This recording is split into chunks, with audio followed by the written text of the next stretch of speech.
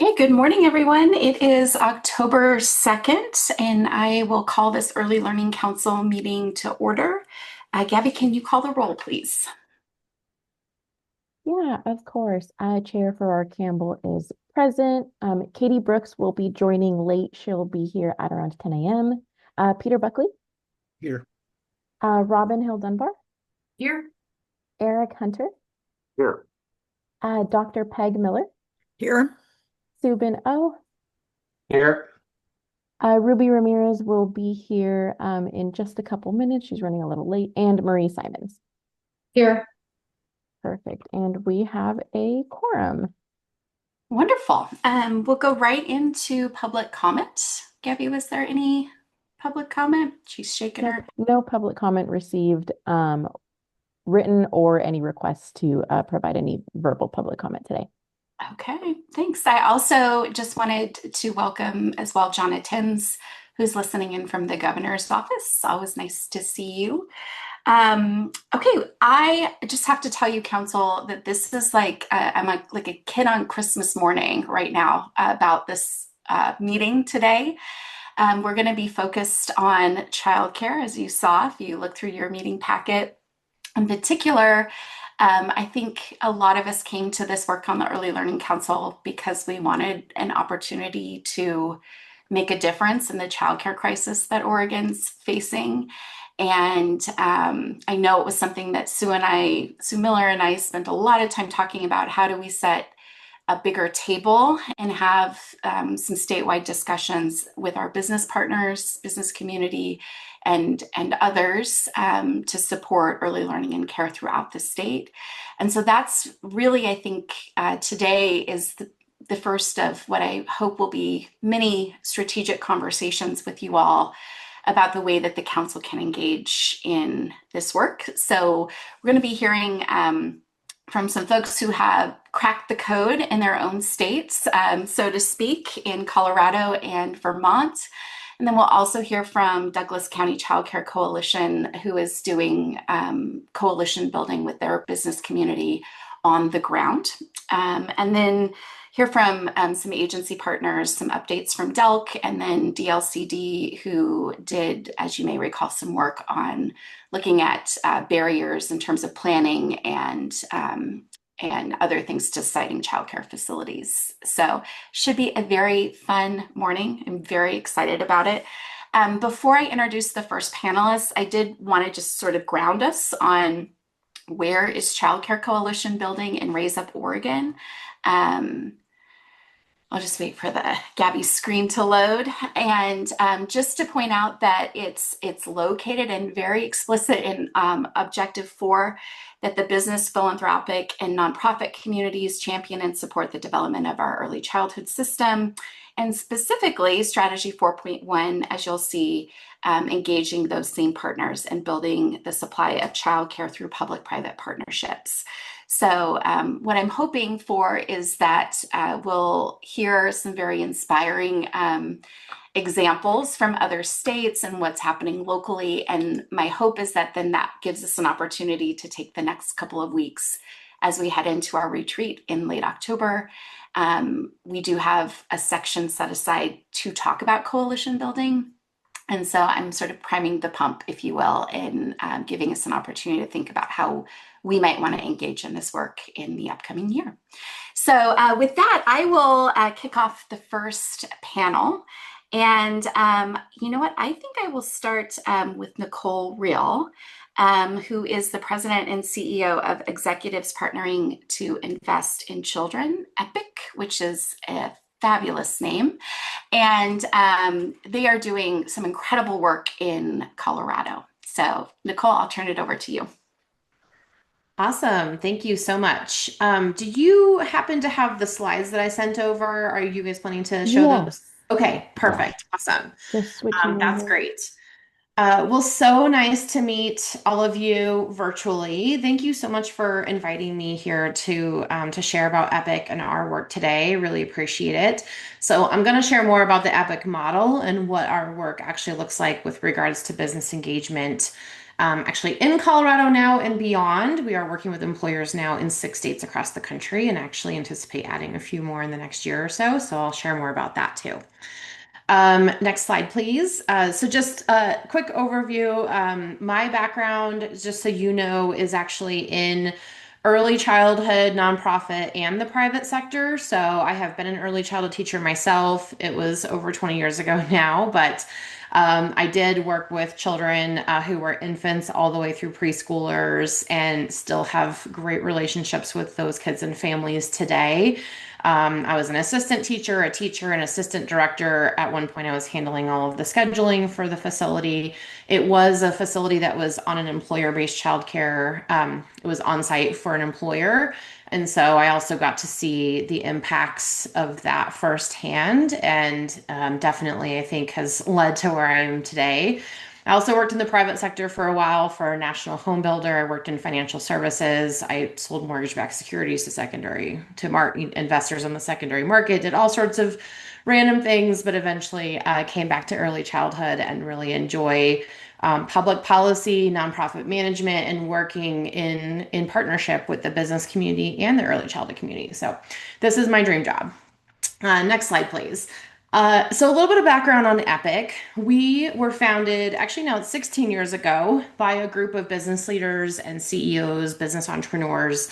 They had participated in some roundtables with the Race to the Top conversations that were happening across the country and really realized that it was very much an economic imperative for them as business leaders and as employers to really step into this conversation, leverage their resources, their voices, and their influence to, to really weigh in on public policy solutions, investments in young children and their families, and also solutions in the workplace as employers.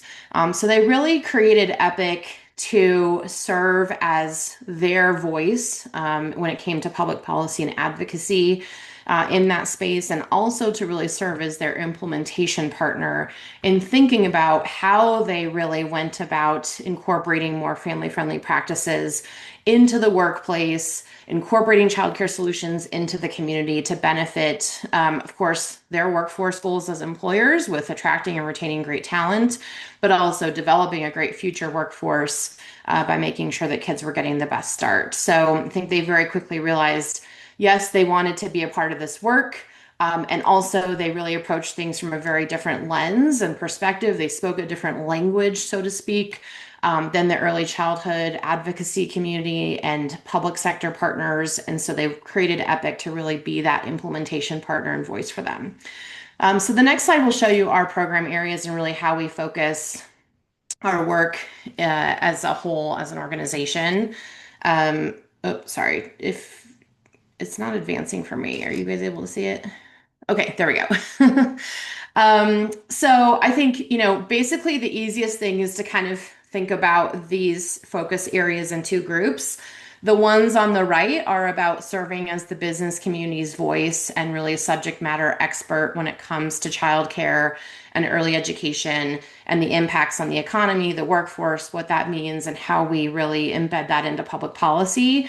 And the two focus areas on the left are really about implementation. How do we take those ideas? How do we address those childcare supply or affordability needs that we have in our community and actually implement solutions at the community level or in our workplaces to address these things? And so we've done a lot of public policy work in Colorado. I'll talk about that a little bit more in terms of what that actually looks like. We're a go-to subject matter expert for our chamber and economic development partners when they want to dig in and kind of go into the weeds, so to speak, on childcare or early education. And then, we are experts at actually implementing solutions and helping our community partners, whether they are mixed use developers or affordable housing developers or employers, think about how to actually incorporate these childcare ideas and solutions into their projects and into their workplaces. So a little bit more of that tangible and kind of tactical implementation approach. And I think one thing that really makes us unique, if you go to the next slide, this is our model in terms of how we work with employers. But, number one, I think employers are always worried about what's the cost, what does the pro forma look like here?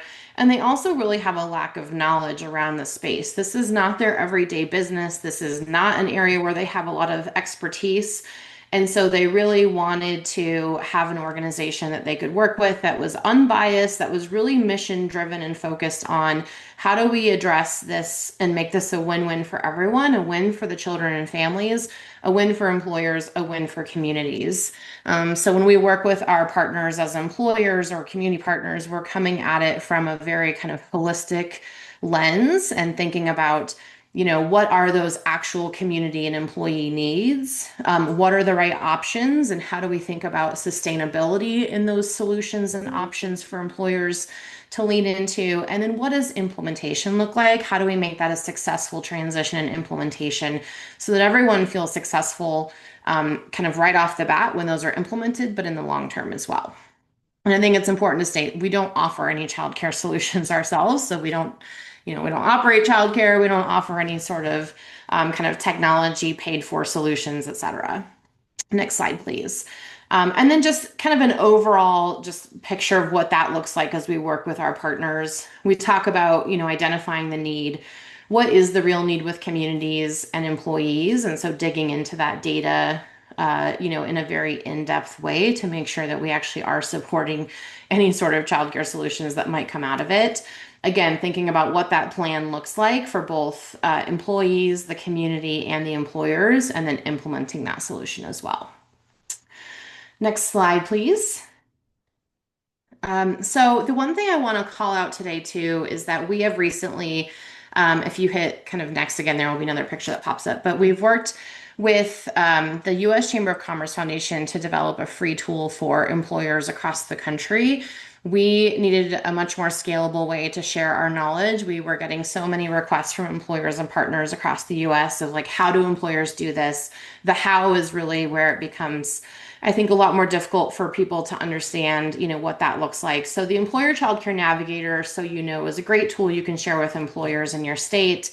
It does help them kind of think about what might be the potential solutions that could be great for their workforce and their community. It's got a vendor directory of potential things they could think about there and some more resources, ROI tools, surveys for employees, how to collect data from employees, right? Thinking about how to identify needs for their workforce. Only 13% of employers actually ask about this formally and understand that need. And so it's a really, I think, important step for employers to think about there. So that's, I think, a great tool just for all of you to know about, share with your employer community if you feel like you'd like to do that. If you don't mind going to the next slide. Awesome. I think the other thing that we've gotten really good at is thinking about how we address this childcare supply and affordability gap for the workforce through public policy and through public-private partnerships. So because the people who founded Epic are entrepreneurs themselves and certainly see value in having partnership between public and private sectors, we really lean into that as far as solutions go. And in Colorado, we have about 75 executives in their companies who are part of Epic's network, and they really get involved in helping us design public policy. They get involved in helping us testify for policy, advocacy, right? All the big things. And so a couple of things that I can call out that we've worked on here that we kind of think about would be tax credits and exemptions. So we have the Child Care Contribution Tax Credit in Colorado. It's a $60 million tax credit that incentivizes donations from corporations and individuals in our state.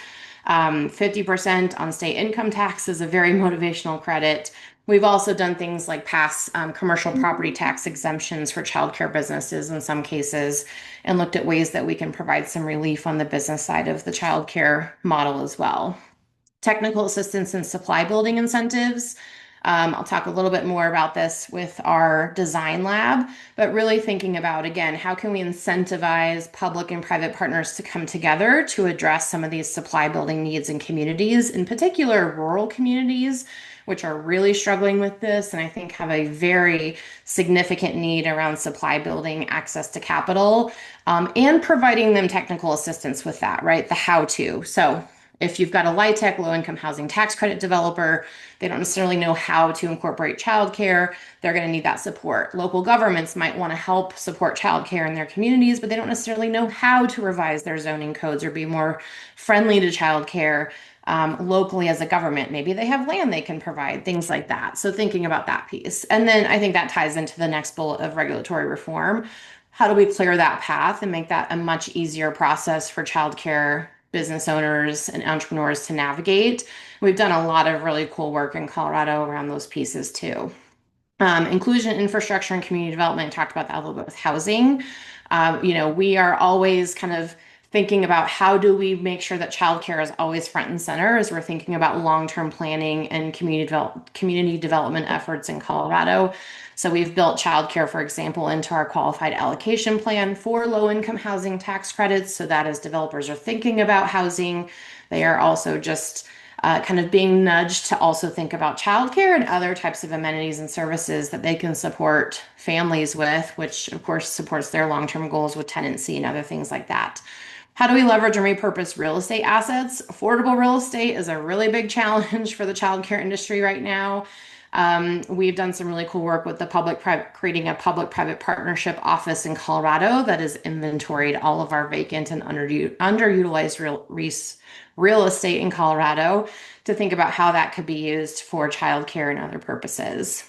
And then how do we think about community funds, revenue support models, and make it an easy plug and play for employers to participate in that?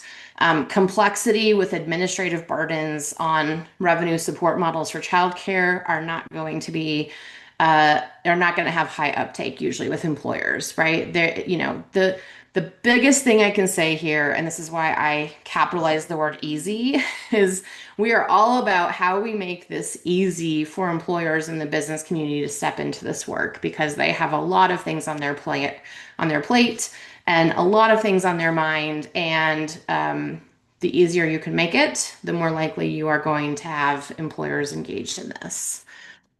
The next slide, I think it's just a few examples I wanted to call out around the public policy work that we've done.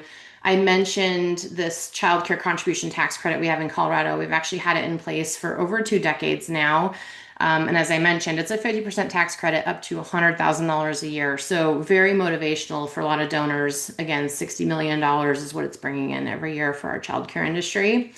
We also passed legislation a couple years ago for childcare friendly communities, and this provides planning grants for developers and local governments, technical assistance, a new toolkit, and it has a capital grant program that's not yet funded, but it exists, that we are working on to really help facilitate inclusion of childcare in long-term planning and development efforts in our communities. And it has had huge success in our state. We have way more local governments and developers wanting to get into these technical assistance cohorts than the state can actually handle. So I think that talks about the demand and the desire for people to know how to do this. And then public-private partnership office, again, I mentioned this P3 office.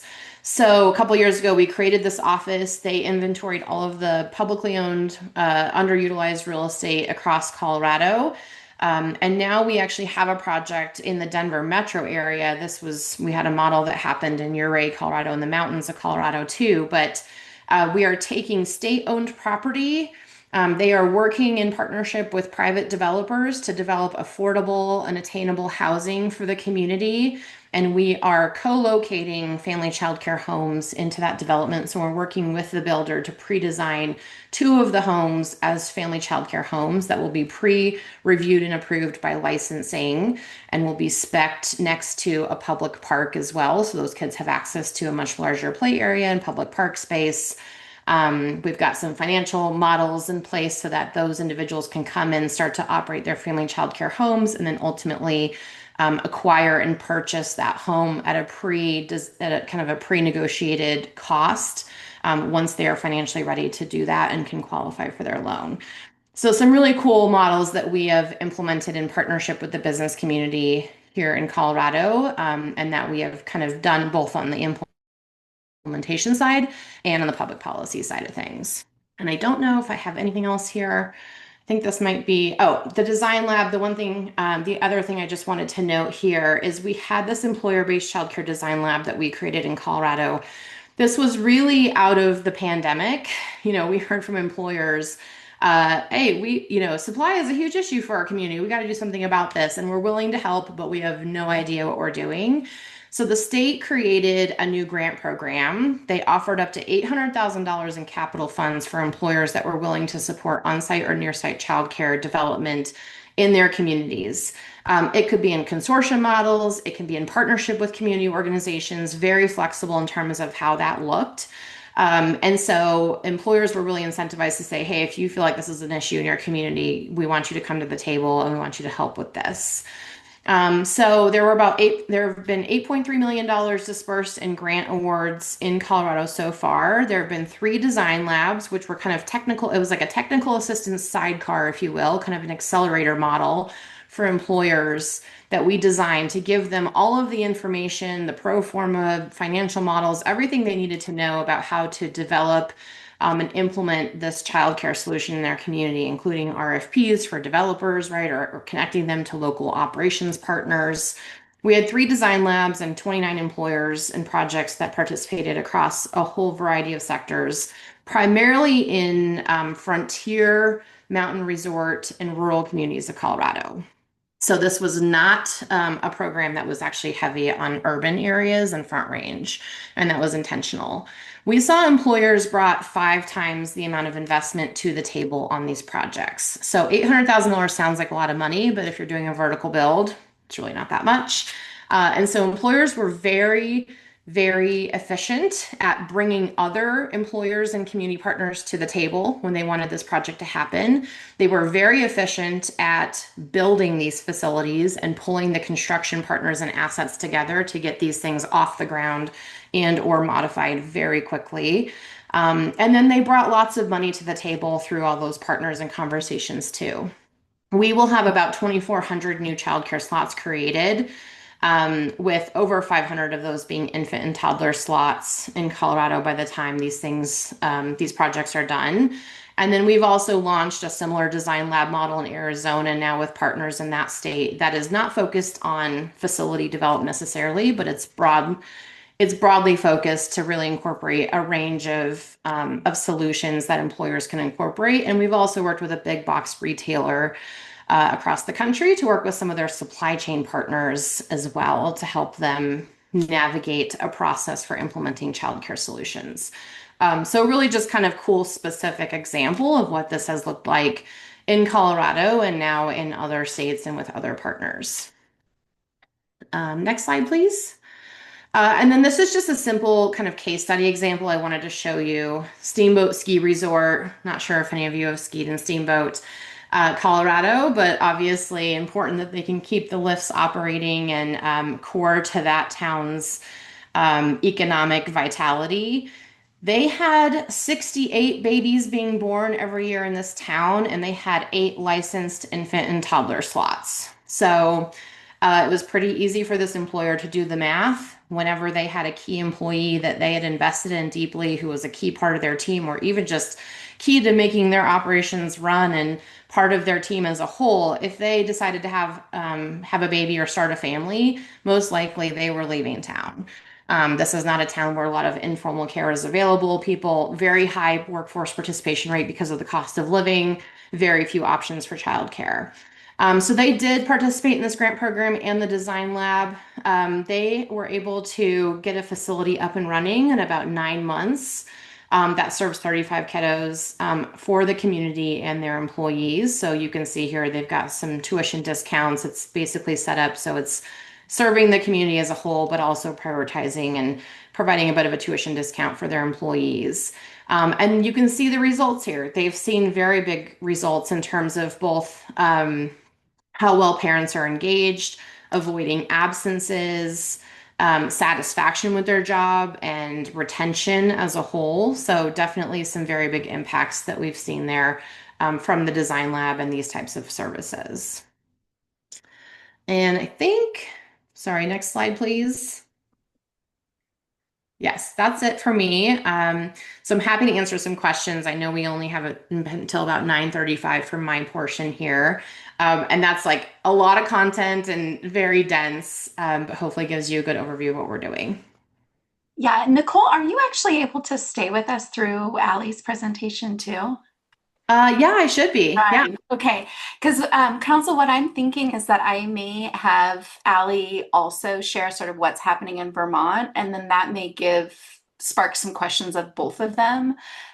So if you're able to stay with us, Nicole, that would be Sure, lovely. no problem. Yeah. I know that there's probably a ton of questions that Council has for what's Colorado doing. I told you it was going to be inspiring. So, but equally inspiring, I think, is what Vermont has been doing.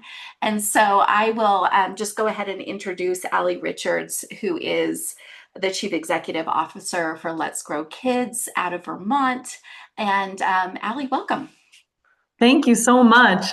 Great to be with you all. And Nicole, wonderful to hear that as always. I love that seem to be on the circuit together, and that makes me very happy. So I'm going to tell you all about Let's Grow Kids.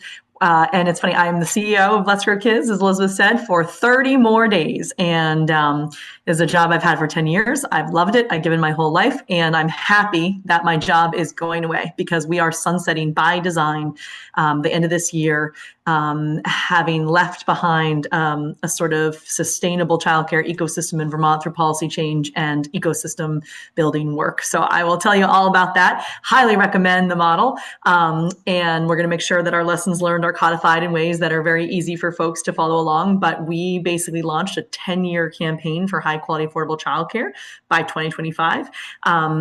Think about it more like a issue-based campaign or a political campaign, which is really what it has felt like. So if you go ahead, I have a bunch of slides, so I'm going to probably move through the beginning ones fairly quickly, Gabby. So just to state a play, and this is, I'm sure, familiar to you all in Oregon, we know childcare is a national crisis. Every single state has our own story. Similarly, in Vermont, when we started this campaign, 3 out of 5 kids in Vermont who needed childcare couldn't have access to it, right? So not just the whole population, but 3 out of 5 kids who had all available caretakers in the workforce did not have access to childcare. And those who did find it felt so lucky, but they were paying 30+% of their income on that childcare. And on the flip side, as we know, early child educators making $15 an hour without benefits. I mean, you could make more doing anything else in Vermont. And so broken business model, which I just want to continue to say every chance I get. I'm probably preaching to the choir, but the more we can understand collectively what we agree on about what's wrong and what the pieces of the solution are, the faster I believe we are going to solve this together. And the business model is broken. Early educators cannot afford to make less. Families cannot afford to pay more. Something's got to give, which is why we've really focused over many, many years of evolution of this, 10-year campaign with a bunch of pre-work for a decade before on public investment as the key solution to this issue. And I can't wait to talk to you more about that. And again, enter the business community, why it is so critical, their leaders. And I'll talk more about that at the end of the presentation. So lay of the land, if we're moving right along. I'm sure those numbers are familiar to you all and similar in Oregon. So to address this, we really built a campaign to understand exactly, it's okay, go ahead, Gabby. We built a campaign, as I mentioned, to tackle, and actually the next slide, access, affordability, and quality. And so we literally had a consensus-based process. And we have all these sort of examples of what worked in Vermont that might be replicable elsewhere. One example is to just get this idea of this on the map. One of the first things we did 10 plus years ago was get a blue ribbon commission on financing high quality affordable childcare. The governor appointed it. It was educational for the legislature. And it was basically to say, look, we're ready as a campaign to rock on this. Give us the definitions of what Vermont believes is access, affordability, and quality for the system. We'll adopt those consensus definitions and we'll just be the campaign apparatus to move it forward. And it really helped with transparency. It helped with building coalition. And so we basically came together and said pretty obvious stuff, but we did need to know, we all agreed, 100% of kids under the age of 6 have access to childcare when and where they need it. Affordability, we decided was 10% of the household income on a sliding fee scale. And quality was was basically like a mix of our 5th star in our QRIS system, also sort of a mix between that and Head Start standards. But we sort of defined together what quality meant. And we said, thank you all. And we adopted those. And we actually renewed these goals many, many times in huge forums, small forums along the 10 years to make sure we all were pulling the same way and believed in that sort of North Star. And that really, really helped our work. So again, moving to the next few slides here. So the way that we tackled such a huge, everyone said, oh, so easy, no problem. High quality affordable childcare. Couldn't be more focused than that. Like, no problem. How do you eat the elephant? How do you digest the elephant on that? That's a pretty big undertaking. So we really did people policy programs, and as our key way to organize ourselves as a campaign. And so, start with policy. Each of them has their own picture just because I love the visual aid here. So this is our Capitol right behind me in my office here in Montpelier, Vermont. And this was 1,000+ person rally that we had on a casual Wednesday afternoon in April, right before they passed Act 76, our childcare bill that I'll tell you more about in a moment. And so we knew early on when we understood the issue, as it sounds like you all certainly know as folks who are dedicated into this one deeply, you will not change childcare without policy change. And that is the truth, right? And we went so far as to say policy change and public investment because the business model is broken. So there's lots of details you can argue along the way, but we knew we needed public investment to sort of make sure we were filling in those gaps, and we knew we needed the law to change for that. So we focused really heavily on policy change, and we had policy advisory groups. We had families with children, specialized needs advisory groups. We had sort of a BIPOC family advisory group, and they were sort of independent. They vetted the policies as we were moving them along to make sure we weren't accidentally doing harm while we were trying to fix the system. And so much to talk about there, but basically the tenets are policy. And then the next slide, people power. You see the people power in this one as well, but that was our second rally. We also had a rally a couple of years before when we started putting this on the map. We built a campaign of over 42,000 Vermonters. I just want to make sure I emphasize that. That's 6% of our population in Vermont. We have 625,000 people in our state. So 42,000 Vermonters over the course of this decade joined the campaign, participated sort of with sophistication in some way to put childcare on the map and to raise the political and public will to actually create an authorizing environment for the legislature to move forward with bold policy change with a revenue source that's going to, fix the problem. So I cannot emphasize enough the importance of grassroots mobilization and getting folks together around this issue, renewing that goal, and then continuing to sort of build folks. What we did was lift the voices of those most engaged in the issue. Parents, early childhood educators, the ones who are most affected. And those stories are what changed the situation in Vermont. So finally, programs. One thing that doesn't get quite as much attention when people think about the Let's Work Kids campaign, if you go to the next slide, is programs. So basically, we had a team of early childhood educators on our staff, and we were very much connected into the communities, and we did strategic direct service. We weren't funding, the operations of childcare programs, but we did quality improvement and mentoring for a while. It informed our policy work. Then when we sort of hit a tipping point, we passed policy to make the quality rating system mandatory, for example, upon licensure. So we said, great, we proved it was possible. We got people into our QRI system, and then we pivoted to the policy change, and then we pivoted our philanthropic partnership to the next big thing, which we at that point thought was capacity. Nobody believed we could grow capacity. So we were basically readying the system for investment in policy change so that it was ready when we passed a big bill and the implementation would go smoothly.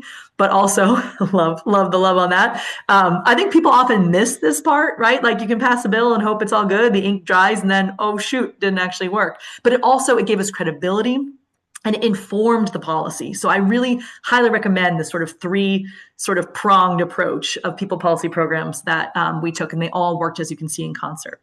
So if you move along, I want to basically tell you about what happened. So we did all this and what happened. Oh, sorry, that's the policy one. Love that. That's the chamber, one of our volunteers in the chamber of our Senate. Act 76, okay? So we built this campaign through people policy programs over 10 plus years. And as I mentioned, we really did foundational work that led to the launch of this campaign beforehand. And not to sort of deter anyone on how long this takes, but we're so hoping that all of the lessons learned from our campaign and many others around the country can accelerate the timeline for others. But what ended up happening was in the spring of 2023, we passed Act 76, which we had been building towards this whole time. In essence, it basically created a novel payroll tax, 0.44%. So less than a 1% payroll tax, which is split 75% employer, 25% employee, but the employer may cover the whole amount if they choose, and not pass the 25% onto the employee. It raised over $100 million a year dedicated to childcare. So we basically created a new and sustainable revenue stream only to fund our childcare system.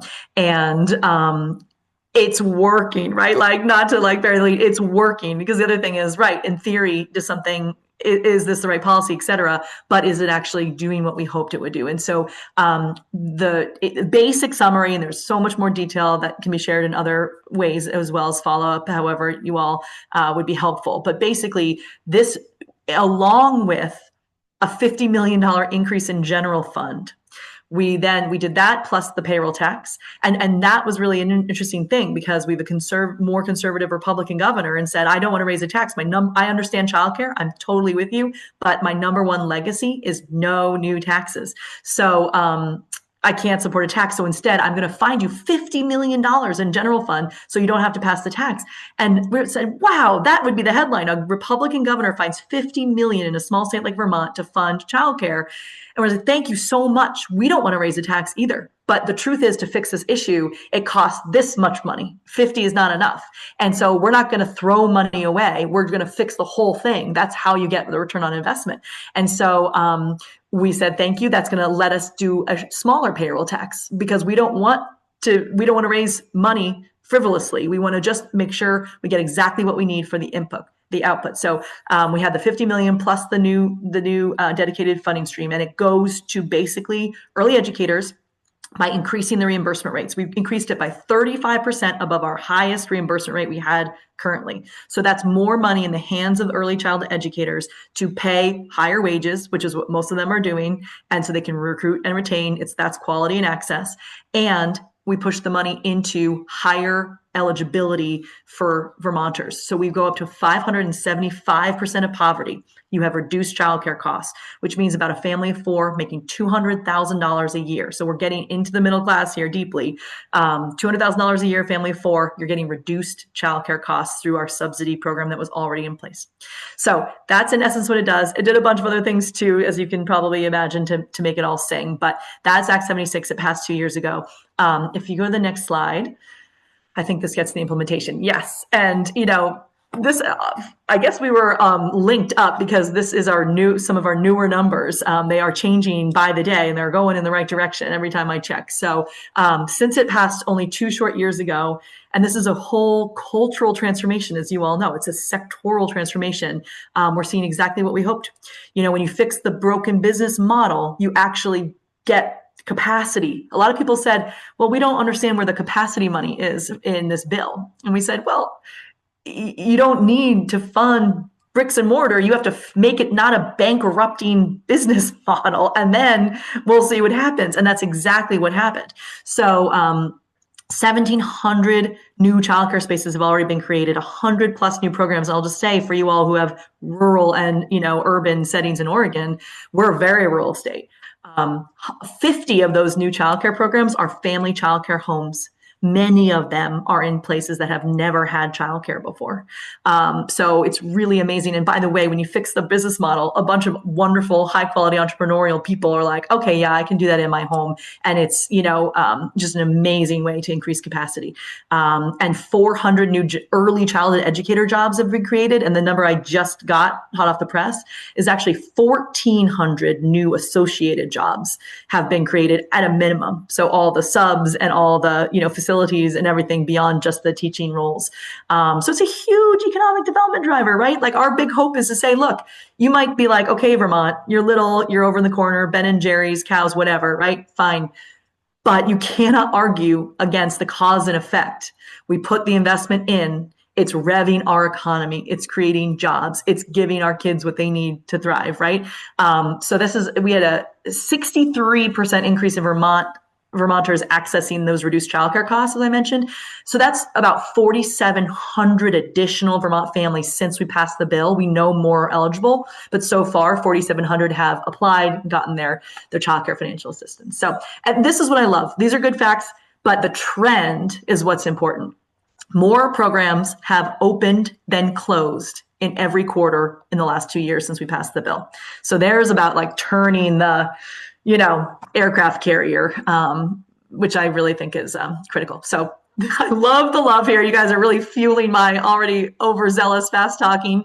Love it. And if you go to the next slide, let me just tell you a little bit about like a couple distilled keys to our success, right? And I'll linger heavily on the first one. Thank you so much.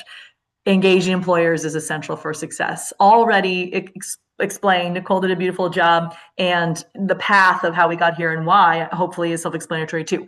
When you're talking about policy change and the answer involves revenue, the best messenger in the world is a business person. And so we did a variety of things I'll use sort of the bulk of the rest of my time to linger on this because I know it's of interest to you, and I'll sort of tick off the rest of the lessons, and then I'll be done and we can open it for Q&A. But I'll linger on this for a little while. So a lot of businesses realized they were in a deep workforce development crisis, and COVID really like accelerated that, where they were sort of connecting the dots. Nobody's coming to save us. We have a workforce development crisis. What are real levers and solutions we can pull? And then once they're activated, it's like, we have to do this. And oh, wait, childcare. Wow, that's a tangible, real lever to support our workforce development challenges. Put me in, coach. I'll solve this, right? So like, then the first instinct is, all right, someone must be doing something wrong, because nowhere in the market is there something with such high demand that has so little supply. So show me a childcare budget, because I'm sure someone's doing the numbers wrong, right? So we had to, for some time, get a lot of our business champions to get their hands dirty themselves and be like, great first instinct, but nobody is just not doing the math right. This is a broken business model. So getting them to understand with their own eyes and ears what was really happening, and led them to understand what the solution was for themselves. And so one of the things that we did was actually have a sort of a sprint with 7 top influential CEOs. These were people that were men, women, rural, urban, manufacturing, hospitality, tech, very like well-known businesses, reputable businesses. So it was a representative sample, in other words. And we had the former tax commissioner be our consultant, and she facilitated a seminar of like 5 sessions with these 7 folks to dig in, answer any questions they had. Okay, what is wrong with childcare? Why is this broken? How is this not working? They looked at it every which way, and then they said, great, how do we raise revenue as a state of Vermont? What are our taxing streams? What are our options? What's regressive? What's progressive? What makes sense? And they themselves came to the conclusion of, this is so obvious. A payroll tax is a really smart way to fund this, because it's directly linked to the workforce. It goes up organically as more people go in the workforce. So, more money to expand childcare. And we are the people who would bear the brunt of it. So we are very powerful messengers to ask the legislature to do this. And so there was their own realization. Businesses, as I think you all know, is a very peer-to-peer network. So then they became this like nuclear core of deep like zealots who understood this issue. And then they like proselytized to their networks, the Vermont Business Roundtable, Vermonters for Social Responsibility, Vermont Businesses for Social Responsibility, the Vermont Chamber, right? Then they got their peers, their members of their organizations. And then we really, I will sort of say, the most impactful of them all was the Vermont Business Roundtable, because the Vermont Chamber was very conservative. They said, we really believe we need childcare. We can't get behind a tax. But because of those two things balancing, they stayed silent. They didn't fight it. So they were neutralized by that work that we did with their their members. And then the businesses for social responsibility are the usual suspects. They say yes to everything. I love them for that, but they were not that effective as messengers. So the Vermont Business Roundtable was this moderate group of trusted CEOs, over 100 CEOs around Vermont, who was very unexpected to be vocal on an issue like this. They got their leadership involved, they got their members involved, and they wrote letters, they wrote like a manifesto about why this was important, both from a human capital, but also capital. And so they became these amazingly powerful messengers, and it got people's heads turning. And then, as you can see, we did a press conference leading up to dropping sort of the bill and the plan called Childcare is Everyone's Business. We had a whole slew of business champions stand in front of that Capitol and say, this is why as businesses we need this. And so two more quick things. One, we had done a longitudinal study about, okay, if you invest in childcare, look at over a lifetime, you save in mental health and, social services and special education and yada, yada, yada. Nobody cared. Okay. The legislature especially did not care. Too abstract, too long-term, wrong pocket savings. I don't have all this money to save all this money. So then we retooled and we did more of an econometrics is what the word I'm looking for, analysis, where basically we said, if you push this money into childcare in the first year, like immediately, it will have a stimulus-like effect on the economy, because this is how many people could go back to work if they had the childcare in the new spaces. That one dimension alone of those people going back to work who wanted to be at work because the childcare spaces opened, the revenue created, like the tax revenue created from them working and sort of the economic impact of that was equivalent to how much it cost us to fund childcare. And then we also did the tertiary benefits of here's how much money would be generated by the new jobs created in the industry, by the taxes they pay, yada, yada, yada. So that was like a real immediate, acute economic analysis that actually got people's attention and really worked. So the businesses were the ones presenting it. And then when we launched the final legislative session that led to the passage of Act 76, we basically had businesses come in and say, normally we're here to tell you no new taxes, stay out of my life. As a business, I don't necessarily like government around. Today, we're coming here to tell you, we're asking you to tax us specifically through a payroll tax for this and only this, because of like the way that the value proposition, plays out. We need this investment in Vermont. As a business, we identify issues and then we identify solutions. And then we, with alacrity, move to the solution we've identified. We're asking the state to do the same thing. Obvious problem, obvious solution. Why would you do halfway? Why would you not act? This is what we're doing. If we're talking about affordability in Vermont, which is a crisis right now, we can't just like put our heads in the ground and hope it gets better. We need to invest to grow and make Vermont more affordable like we would do in our business. Some people even brought their profit, like their bottom lines, their budgets, and said, I would pay this much with a 0.44% payroll tax. And I would make that up in 4 months, because if I just hired back this one employee, that I'd pay more in taxes, and then Vermont gets more money and I'm more profitable, and I've more than made up the loss of paying the payroll tax. That was what changed the conversation and unlocked this entire bill for the state of Vermont. So that's a key one. With just my last couple of minutes left, I'll just say, if we click through a couple more slides, these are the other ones: elevating the voices of early childhood educators. Nothing about us without us. This is an amazing early childhood educator who had never publicly spoken before, who got in front of the rally of 1,000 people for her first test of it and did so incredibly well. You can't move forward on a policy change like this and look behind you and have no one there. The early childhood educators weren't just with us, they led in so many ways, and we would not have passed Act 76 without that as well. The next one is urgency and accountability. I started with the big news that we're out of business by the end of the year. That deadline was such a gift, folks, internally and externally. It created urgency and accountability for our partners to say, you want to do this? Great. Your best chance of getting it done is, well, Let's Grow Kids is here to do everything you need. Policy, think tank, great. Advocacy, communications, like, what do you need? Making sure the system's ready, great.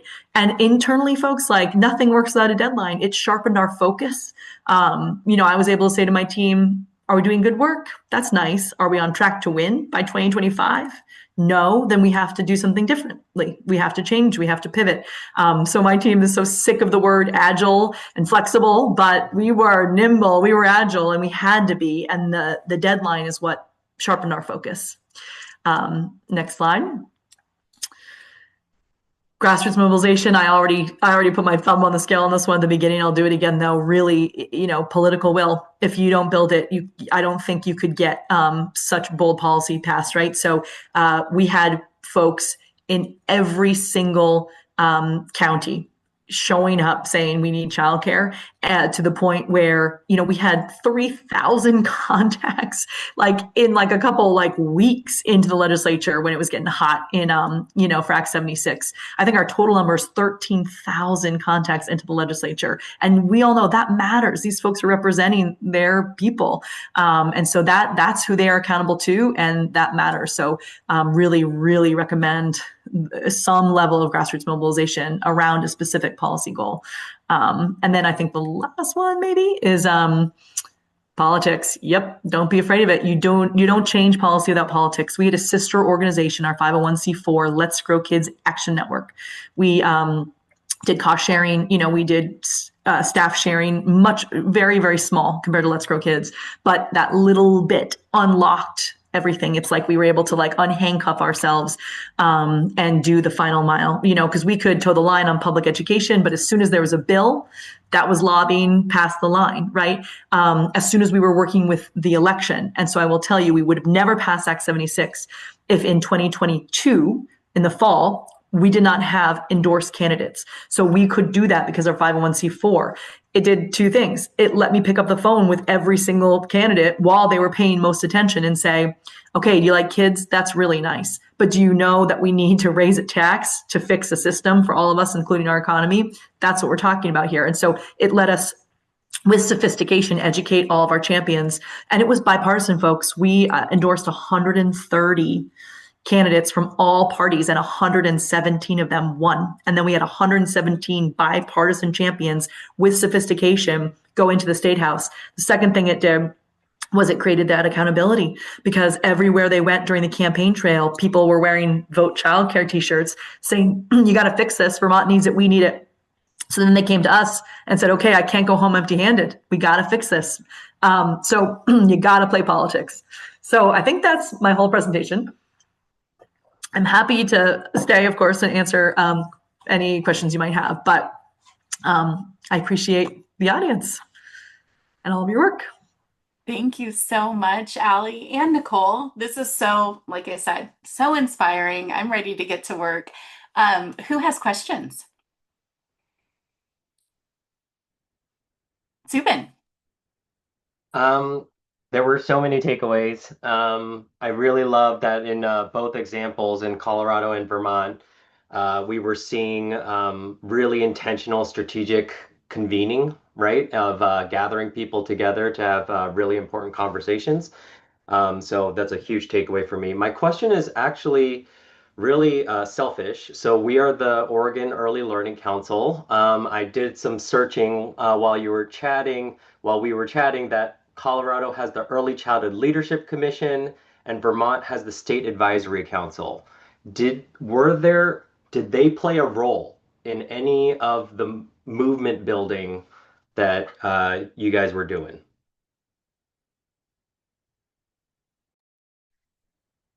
So I can speak to that from Colorado's perspective. The roundtable that business leaders were originally part of actually kind of did evolve into the Early Childhood Leadership Commission in Colorado. So I serve on that commission in place of, to represent the business community. We've had some other business leaders on that commission as well, but EPIC is really, what I tell people is it's my job to basically turn 4 hours of an early childhood meeting into 4 minutes of what a CEO needs to know. And I think that's very illustrative of the difference between working with business leaders and working in the early childhood space. And it's our job to really curate and cultivate those opportunities for them to step in and take action, right? They have such a limited amount of time and are so busy. We are doing all of the legwork behind the scenes to make that super easy. But yes, like we do plug into those conversations and do inform, what's happening as a whole, and work in partnership very closely. I'm so glad you asked the question because that's the one part of my presentation that I sort of didn't speak about, which is the ecosystem, right? We're not just leaving behind the revenue source, we're leaving behind an ecosystem that we participated in and actually really helped create in some ways, which was almost as important as the public policy change. So our Building Bright Futures is our state advisory council in Vermont. And also First Children's Finance, which is sort of it's a national organization that works in many states. And then Vermont AEYC, there our Association of the Education of Young Children, our NACY affiliate. So just an example, just those three. As far as like we can actually go away responsibly because childcare is a business. No one treats it as such. So we helped sort of establish First Children's Finance as the business sectoral support. And they're fantastic. And they do so much of what we had done. And then we were able to tiptoe away. Vermont AYC, the same thing. And actually our next big step is creating the profession of early child education. We made it through the Senate. We're, hoping to make it all the way, but actually the first ever establishment of a regulated profession of early child education and then Building Right Futures is in statute. The accountability and data of the implementation of Act 76. So in other words, like they were all at the table helping pass the bill from their various expertise and helping sort of create, and build their leadership and sustainability. And so the council was this great place of this, objective, overarching early childhood, 0 to 8, much bigger pie. And so we always had to be clear, right? This is just one slice of their bigger pie, but how does it fit into our strategic plan that they hold for all things early childhood? And making sure our goals for the campaign were always aligned with that strategic plan and then had their support. So it was mutually reinforcing. So I sat on our state advisory council I maxed out the maximum limit when I used to work in the governor's office before, and then when I was in this job. So it's a really important place for convening, making sure everyone's on the same page. And then they actually have a formal role in the data and accountability. And I will say that's the number one thing they do that's amazing. So they are reporting to the legislature, reporting to the administration on what are the numbers, how it's happening. They're doing some business engagement to get more qualitative data about how it's affecting employers. Fantastic. They become a trusted advisor to the legislature and the administration in this way. So hugely important, and just an avenue for me to give you a little bit more of a snapshot into sort of like the lest you think we're irresponsibly disappearing, these amazing organizations exist and are in really good shape. And by the way, we are keeping our 501c4 Let's Raise Action Network open as well, but it's like 3 people instead of like 35. And that's because public policy is a forever sport. So like a watchdog, but now they're basically a co-leader of the childcare campaign with our state advisory council and these other folks. And just before I forget, our policy director, who was a key secret sauce to all of this, she's like a one-woman university who was with us the whole time, happens to live in Oregon. So I feel like incredibly like connected to you all, and we have a lot of simpática, stuff here. But Jen Horowitz, I think she's even listening in today, but she lives in Eastern Oregon and has worked remotely for us for many years. So we've been keeping up to date with all of your work through her as well. Fantastic. Marie. So I just wanted to reiterate 2 quotes I heard from you that just like resonate with me. I work for business. I'm on the philanthropic side of business, but when you said the childcare business model is broken, we've been saying that for a while. So thank you for echoing that. And we can't do the same thing and hope it gets better. So appreciate you saying those things. I was wondering if you could talk a little bit about, I heard amazing collaboration on sort of like the development side, the policy side, like just all of the different places that you talked about collaboration. And I wonder if you could talk a little bit about where in that ecosystem for us, it's the Department of Early Learning and Care, they're sort of in the regulatory framework. Like, how did they participate with this coalition of folks? What was that like? And sort of how did you see that bringing success to you ultimately? Oh my. Okay. Great. Thank you. I'm glad those 2 points resonated because I feel like I'm almost like scream at them, especially on the national stage, where I'm like, do we not have consensus about this? Like, this seems pretty obvious. So I like that we're all reinforcing that, and I think it will help nationally. So interestingly, a couple dynamics. We have always been in very close collaboration with our administration and the folks doing that. But we couldn't always collaborate fully for a variety of reasons, mostly political, especially when the governor made it clear he actually was not going to support Act 76. So then his administration, including his child development division that regulates this, sort of had to be at arm's length, couldn't support the bill publicly, in testimony. So interesting dynamics, right?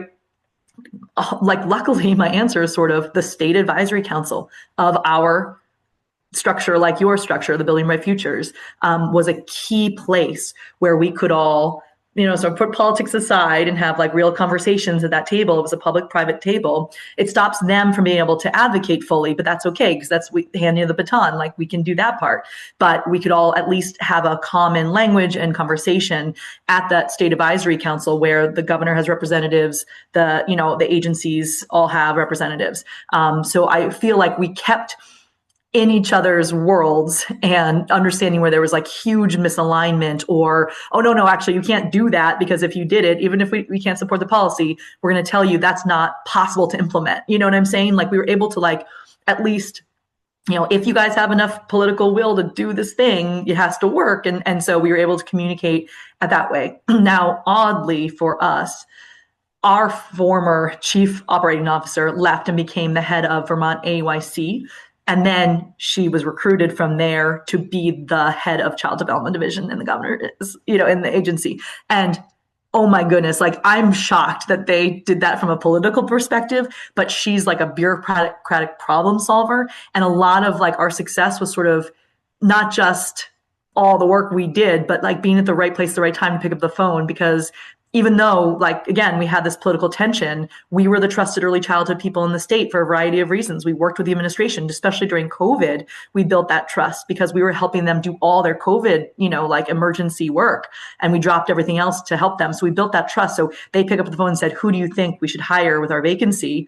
And I was ready with this name. And she is so amazing. I would just say, like, again, she knows how to problem solve in a bureaucratic setting. And because of that, the implementation of Act 76 is going incredibly well. So leadership matters so much. Having the right person in a job like that could make or break an entire implementation.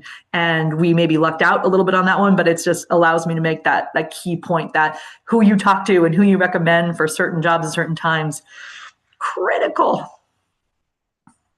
Hope that answers your question, Marie. Okay.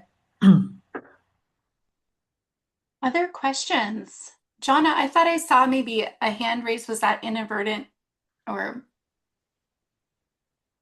Good morning. Yes, thank you.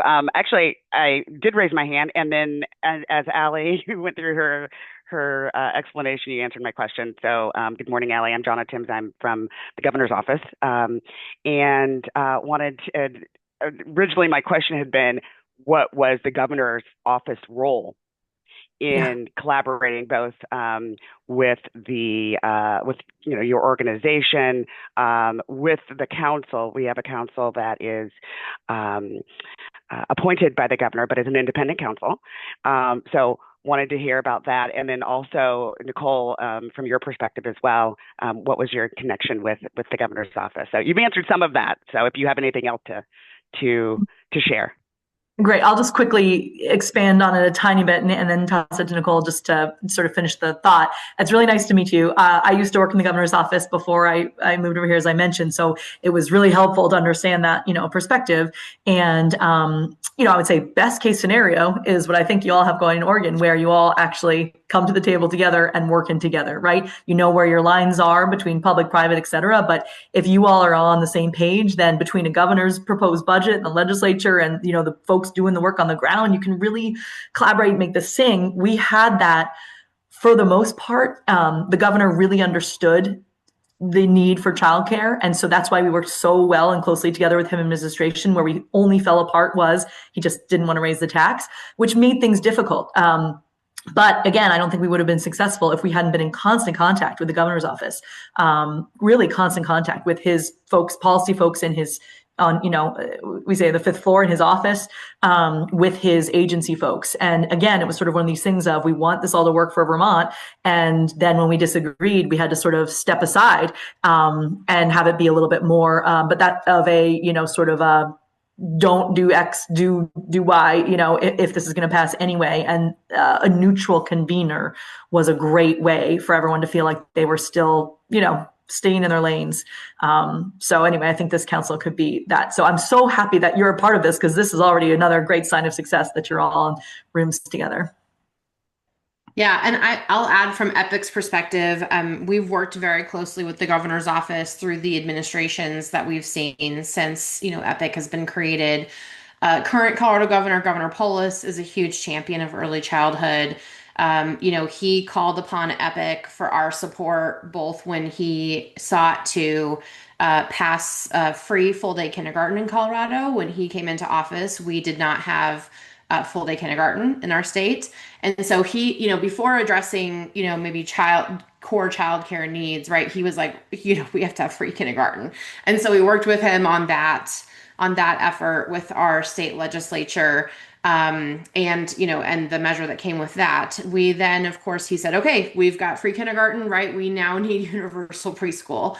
And so again, the governor's office called on us and business leaders to say, hey, we'd like to work in partnership with you to raise funds to cover free universal preschool for Colorado children, at least half-day free preschool for all children in the state, and then pretty much a full day for other families and children who have qualifying needs. Everything in Colorado has to basically go to a ballot. We have something called TABOR in Colorado, the Taxpayers' Bill of Rights. So our legislature cannot pass initiatives that raises taxes. Everything has to go to voters to ballot. And so that makes it a little bit more complicated for us. But nonetheless, business leaders with EPIC, we were very involved in the design of the universal preschool program. So it's a mixed delivery program, very involved in a lot of the conversations behind the scenes, the enabling, referring legislation, and then of course the ballot measure with business leaders putting both their voices and their money behind Proposition EE, which passed universal preschool and about $260 million of investment in Colorado into preschool for our children. And of course, the conversation continues as well, right? I think it's an iterative conversation. But the governor's office has been great partners for us to work with as even we navigate across state departments, right? We work with our Department of Housing and Local Government and our Department of Economic Development and our Department of Early Childhood, right? And all the different partners who have sometimes some role in early childhood to work across those individuals and organizations and make sure we can kind of piecemeal certain pieces together. And the Public-Private Partnership Office is a great example of that too, right? Where, Gov's office said, yeah, like we're game, let's do something creative here with our property and our land and think about how that can play a role in facilitating childcare solutions for the community. Great. Thank you very much, both of you. Other questions? Ruby. Hi, thank you. First, thank you both for being here. Allie, congratulations on working yourself out of a job. That's amazing. That's always the dream, right? My question is, in trying to think about how you set a table or who you invite, and we're talking about business folks, often in this conversation also, our union leaders become very engaged and vocal about sort of, nothing for us without us kind of conversation. So I'm curious what your engagement with local unions around childcare was. That's a really interesting question. Specifically, as far as unionizing childcare, right, that has been something that has come up quite a bit. And what I think just became clear to folks was, as soon as they dug into the business model, we could unionize. I know this is not your question, but it just, moving there from here, we could unionize, but what would we be collective bargaining for? There's no profits to dig into. There's no money. And so if we're actually collective bargaining for wages, we won't get them. And so when that realization of, it's a public policy change and public investment that's going to make this work and raise wages, that's when we actually had folks engage with us as advocates for the policy change. And so now that we've made the change, by the way, we are seeing a couple folks start being interested in perhaps unionizing as a childcare side. But honestly, like, I think they're still realizing we just need to keep making movement in the public investment for wages, because again, there's no profit in this. So anyway, and the other piece, right? So then we engaged with unions basically as we engaged with any other coalition partner. A lot of relationship building, a lot of sitting down, coming to their meetings, coming, to their annual meetings, presenting. And so we actually had a lot of really public support from the public sector unions. So the state employees union, for example, they were shoulder to shoulder with us. They were raising their stories. They were putting on their newsletters, getting their folks engaged, giving them, time off to come to our rally, So there were some obvious choices. We actually had the firefighters union, right? Because everyone could see this from wherever they sat. They're like, oh yeah, this is a public safety issue. Oh yeah, this is a workforce development issue. Oh yeah, this is a humanity issue. This is a labor issue. So no matter who they were, we go build bridges with them, and then they would join our big tent coalition. And again, we had businesses endorse the campaign. So some said, well, we feel like we're enough of an entity that we're a business. And so we publicly published, we had over 350 endorsers of the campaign to show like a little bit of a grassroots business support in addition to our 42,000 individuals. That really helped. And then the NEA is a great, our public education union, great example, where they believed in the end result, but they thought that, honestly, any new expansion should be in schools only, which we know is maybe that's a great idea, but we're like 50 plus years away from maybe that even being a remote possibility from just a cultural access facilities perspective. It's not full day, it's not full year, right? So there's so many hurdles that they ended up, again, sort of being neutralized and saying, well, we know we need this, we won't stand against it, but we just wish the outcome was more teachers and more in the schools. So just to give you a flavor of that, Ruby, it was pretty much all over the place, but we did just our normal coalition building as we would with any other entity. And we had a lot of support from unions just when you started digging into the specifics of the issue and the output of more childcare means XYZ for your members. Does that help get to what you're asking? Okay. And I would say in terms of how we work with employers or businesses, same as Ali said, we don't have early childhood unions in Colorado. It's not a heavy union state from that perspective at all. The closest we come to working with unions in our employer work is actually we're working with Seattle SeaTac Airport and Denver International Airport on employer childcare solutions projects. And so obviously there are quite a few unions involved in those projects. And it's really about the nuance of the contracts and the shift work, right, and the schedules, all those kinds of pieces that we spend a lot of time digging into to really understand the needs. Peter, let's go to you next. Thanks, Liz. Nicole, first, two quick questions. What was the funding? Did you also do a payroll tax in Colorado? What's the funding source for Universal for you? Universal Preschool in Colorado was through a tobacco and liquid nicotine tax. So we actually did not have any taxes on any liquid nicotine products in Colorado at the time, and also had the highest vaping rate in the country. So the goal around that was actually twofold, right? We wanted to address that vaping rate and, of course, raise revenue that way. So that's the primary route that we raised money for Universal Preschool. Nice. So, and just to clarify, and we have a payroll tax, I should say, for our paid family medical leave program in Colorado, but not for childcare. Gotcha. Yes. So for both of you, in the campaigns that you ran, what you promised Universal? So yeah, you had to define Universal. And Ali, what did Vermont promise? What did you promise when you were doing your campaign? What was the successful outcome going to be? We said high quality affordable childcare for all who need it in Vermont. And we defined affordability at that 10% max sliding fee scale. And we did not fully achieve that, Peter. So, to be clear. And so that's why, you have Let's Grow Kids Action Network continuing the fight with these other partners. But what I think you need to Let's Grow Kids for was putting childcare on the map building the grassroots movement that, by the way, does not disappear once we go away. That's now like here to stay, and then getting a sustainable revenue. And the thing was, that's as far as we could get the legislature to go as far as how much money and where they were going. They basically said, no, like if you're over 575% of poverty, like you don't need it. And, and that should do it. And now let's see what happens. So the thing is, we couldn't push any harder at the moment, which is also why I'm really happy about the pivot. The timing is actually good, because now we need implementation to keep rolling out so that they can see until it's done. Because also we pushed the next year to say, well, we didn't finish the job. Not every single family has it, and it's not 10% or less for everyone yet. Although we got very close on both of those. And they basically said, you're not going to get us to push more money in before we've even seen the results. So now we're much more in, I would say it's the machinery of state government now. So we're on a little bit of a different time period and implementation schedule. But just so you know, the Vermont Child Care campaign that's now shared with all these partners still is saying 10% affordability for all, childcare for all. Gotcha. Great. Thank you. Subin.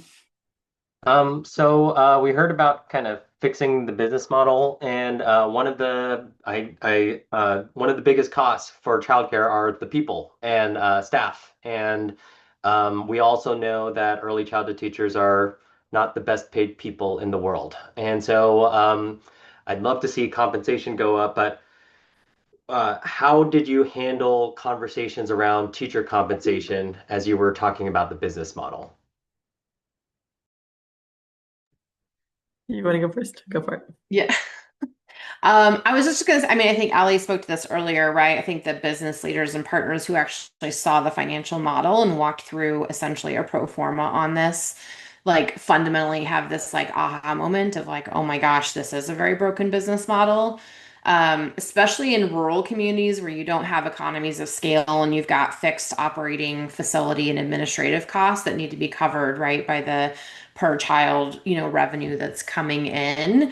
And so I think, it's very helpful, I think, for people to be able to see into the business model of childcare. We worked on a report with the Common Sense Institute in Colorado, which I know is actually doing work in Oregon, to really talk about that business model and model out different facilities in different ways and talk about some of those costs.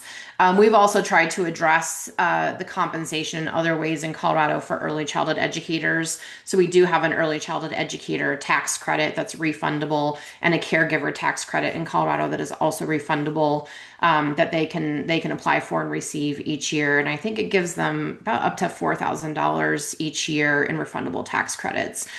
So while we haven't created, additional revenue sources per se to increase compensation specifically, we have tried to address that in other ways through things like tax credits. Yeah, great. And I'll just validate that entirely with ours as well, Nicole. So a couple of things. We had to really talk about this as far as quality and access, and then really get people to understand, like anything, if you are not paying enough, you will not get the people, you will not keep the people, they won't be able to do this important job. And so really getting people to understand that the workforce was the key to quality and to access. And we also, by the way, really pushed hard, because it's like, okay, if you have a definition of access, affordability, and quality, the access and affordability ones are easy per, Peter's question, but what's the litmus test on quality? And we really evolved the movement over time to say the number one indicator of quality is the level of preparation and support of your early educator, which obviously is tied to compensation, right? Like, I think it's not too much of a leap for people to get there. So we did a ton of work to make people understand it was the singular factor on quality. And then it was also recruitment retention is why we weren't having the access. So we didn't address it directly in Act 76. We increased the reimbursement rate so that they had more revenue to do what they needed to run their program. But what we have found is the vast majority of programs have used the increased revenue to increase compensation. And so our average compensation is going way, way up from before Act 76, because everyone knows if you're running a childcare program, that's where you need to put the money. And right into Act 76, because this was being discussed, we baked in a study on minimum compensation standards for early childhood educators. So Vermont AYC, as I mentioned, is our NACCE affiliate. they're the leader on this. They're taking the ball and running with it. They're doing this work. And then that has moved, that sort of study on what does minimum comp look like has moved into this creation of the profession, which basically streamlines the whole messy system where any door in, you know what I mean? But it basically says, no, there's an ECE 1, 2, and 3. This is your minimum comp. This is your minimum credential. And these are the jobs you can hold in the program at 1, 2, and 3. And the field is asking for it. And our Secretary of State's Office of Professional Regulation is the one running it, because they did a Sunrise report and said, yes, it's a public need for us to do this. It's a harm to the public that we don't. And then the field is saying it will streamline our lives, simplify our lives, give us the respect we need, and sort of lead to more of this, rational discussion about compensation and minimum compensation. So quick question. You're using the NACCE definition that they came up from professionalizing the workforce, that's how you're defining the workforce? Yes, yes, it's within the national framework. However, we took the national framework and made it our own over many, many, many years. So the Vermont early childhood workforce came together under Vermont AUIC for a decade, and they, with consensus, named themselves early childhood educators. They came up with the ECE 1, 2, and 3. It's aligned with the national framework, Subin, and we work closely with NACCE, and they've been here watching, and like cheering for all the work we've been doing in the State House on that. So it's aligned, and we made it our own, and we'd be the first to do it. So it will become, like, I hope, a new model framework as like a state example under the national framework.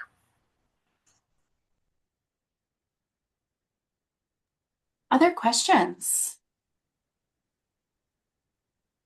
My one last quick question is, how are your organizations funded to do the work you're doing?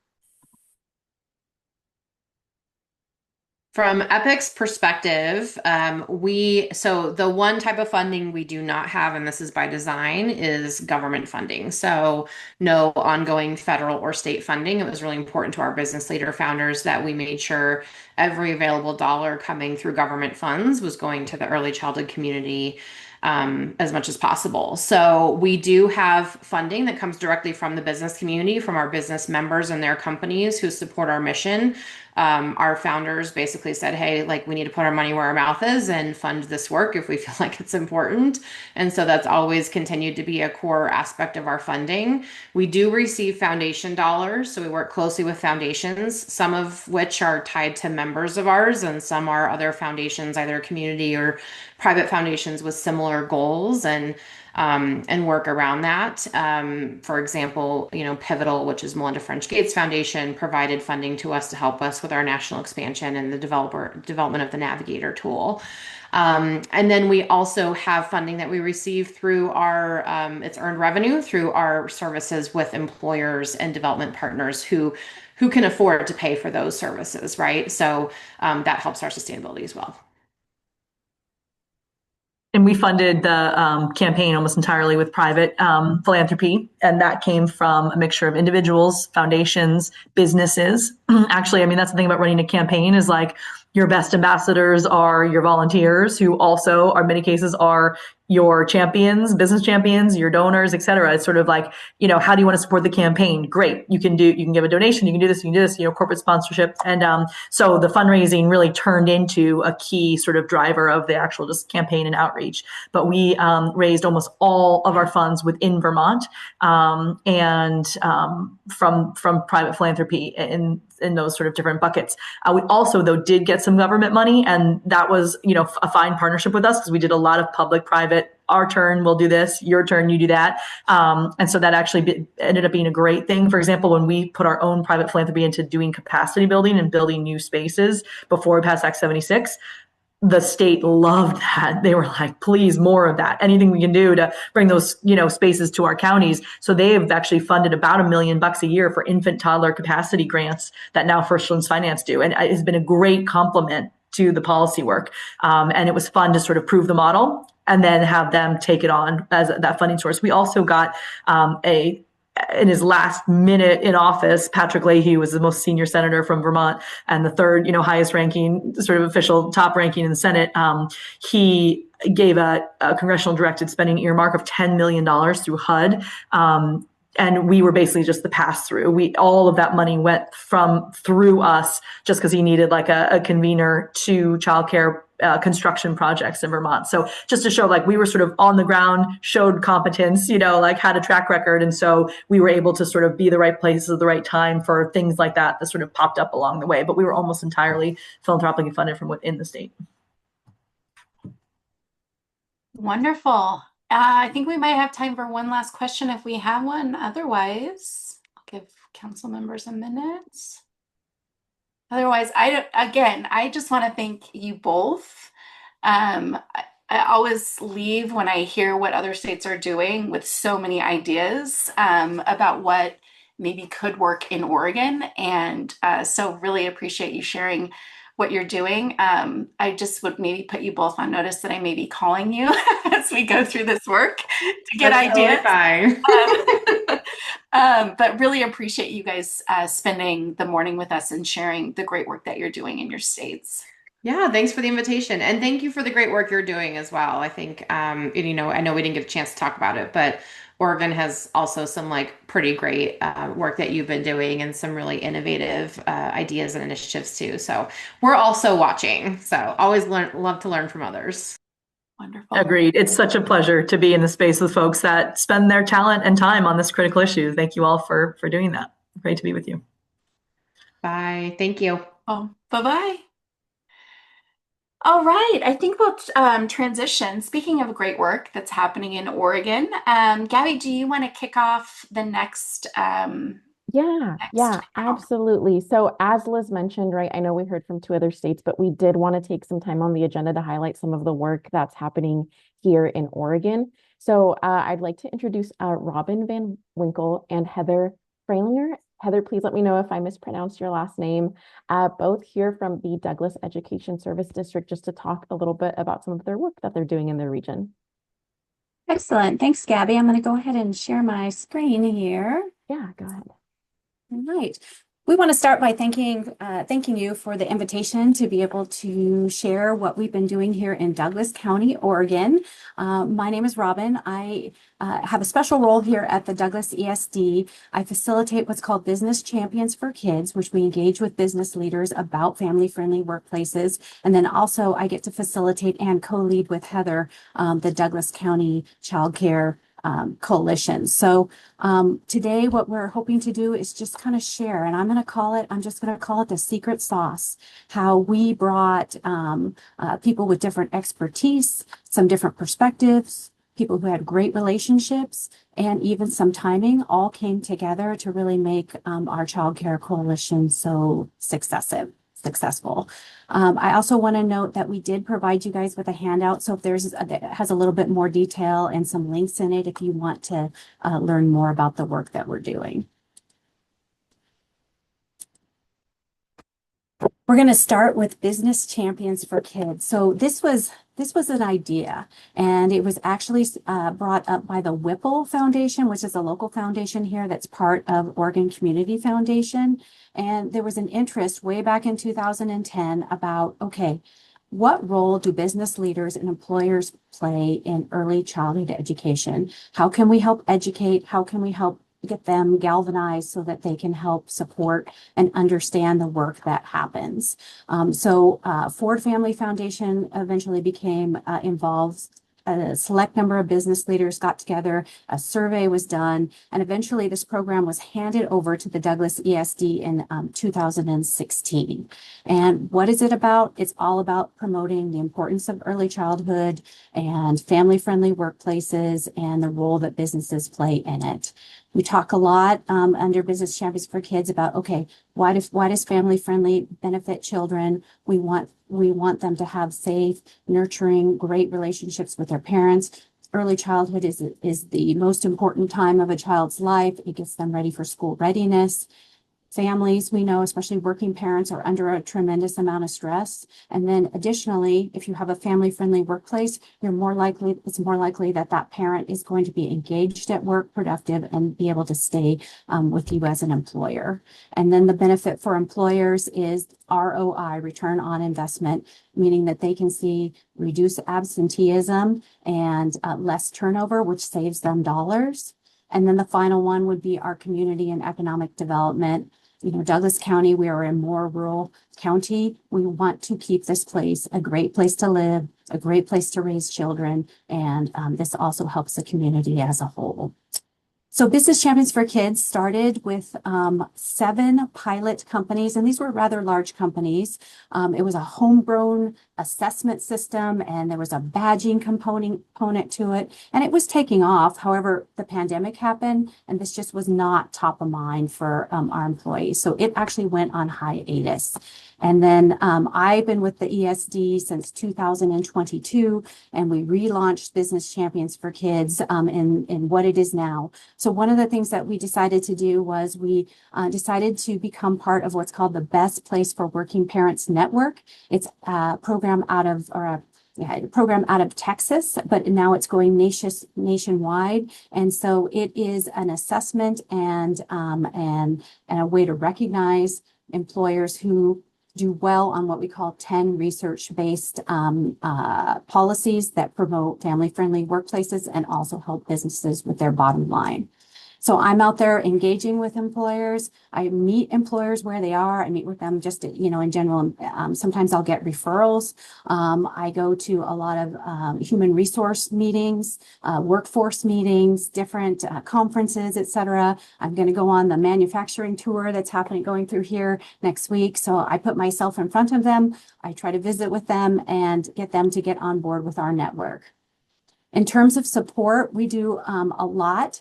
So one of the things that I know our advisory committee with Business Champions Kids is very focused on, and that is adding value. So we do not make an ask up front. We provide them a great service and show them how we can help them, etc. We do that through asking them to take the assessment so they can see where they are, and then providing them, we go to bring in whatever the research is, or go to summits, national summits and conferences, and basically bring in ideas. Because a lot of times people think, well, family friendly, that all you're talking about is childcare. And childcare supports is a big piece of it, but it's not the only piece. So we bring in a lot of innovative ideas, things that are small enough that they feel like, oh my gosh, this is something that I can do. We provide events. We do a lunch and learn type of a event called an employer roundtable every quarter, where we bring in one of these policies or a new idea, bring in people either via, virtually or in person, and then employers kind of share what they are doing in that particular area. One of the other major things that we've implemented is a family-friendly employer summit, and we've held it 2 years, and it has been really, really successful. We bring in about 50 business leaders and folks from around the community. We bring in a big speaker, but one of the things I really like about it is that we do it in connection with our Child Care Coalition and with Care Connections and Education. We make sure that our child care providers are front and center at this. We always provide them with an opportunity to be a panel. Last year, we did kind of a round robin, so that we're having this kind of a meet and greet to make sure that the business leaders and the employers that are in that room understand a little bit more about what running a childcare is like, who is the entrepreneurial childcare providers in our area, and maybe how they can work together. And then the final piece is to recognize employers, and I love this. So, part of the reason why we went with Best Place is that it is like a badging system. So, if an employer meets that assessment, and just it's for every sector, it's every size employer can do it. We promote the heck out of them. We put them on our webpage. They're on the national webpage. We take pictures of them. We promote them on social media. And the employer also gets a digital badge, which they can then put on their job postings, on their social media, on their websites to advertise that they are Best Place. And we have kept one of the badging pieces from previous. It's called Biz for Kids Advocate, because it's just, not every employer is able to get that Best Place. It's an assessment, and not every employee can reach that. They're just not in the place to do it. So a Biz for Kids Advocate is given to organizations that invest in early childhood. So Best Place for Working Parents, that is based on an assessment of the employer and their policies. And then the Biz for Kids Advocate badge, that goes to those who, for instance, either volunteer service-wise, they provide a financial donation, or they give an in-kind donation of some kind that supports early learning in our area. And this has been super, I would just say it's been very popular and it builds momentum. We're trying to create FOMO, fear of missing out. So look at so-and-so over there. They've got the badge. And then we also have little window clings that businesses can put on their brick and mortar locations as well. All right, I'm going to hand it over to Heather. Thanks, Robin. Again, my name is Heather Frelinger, and I am the Child Care Resource and Referral Director, and we serve Douglas, Klamath, and Lake counties. We go locally by Care Connections and Education. This work primarily serves Douglas County with some support to Klamath here and there. We are I'm sure very familiar to, you're pretty familiar with the work that CCNRs do. We are typically known as the boots on the ground support for childcare providers. We recruit new providers and early educators, and we're really there to build relationship, that trusting relationship with our early learning professionals, which has really been some great space to move into the Douglas County Child Care Coalition. CCRNRs partner with child care providers to offer free expert support, from understanding state programs to accessing professional development. We know that when providers receive this professional, personalized support, they and recognition really of their experience, that they are empowered to grow their careers, build brighter futures for their children and the families that they serve. So we're that local support to all of our providers, really the intake of helping them reach their professional goal of being maybe attending college. We have 2 college navigators on our team to support accessing college at Umpqua Community College, and again at Klamath Community College. Just a little fun fact, we have almost 50 in both of those groups of early learning professionals seeking degrees, which is really exciting.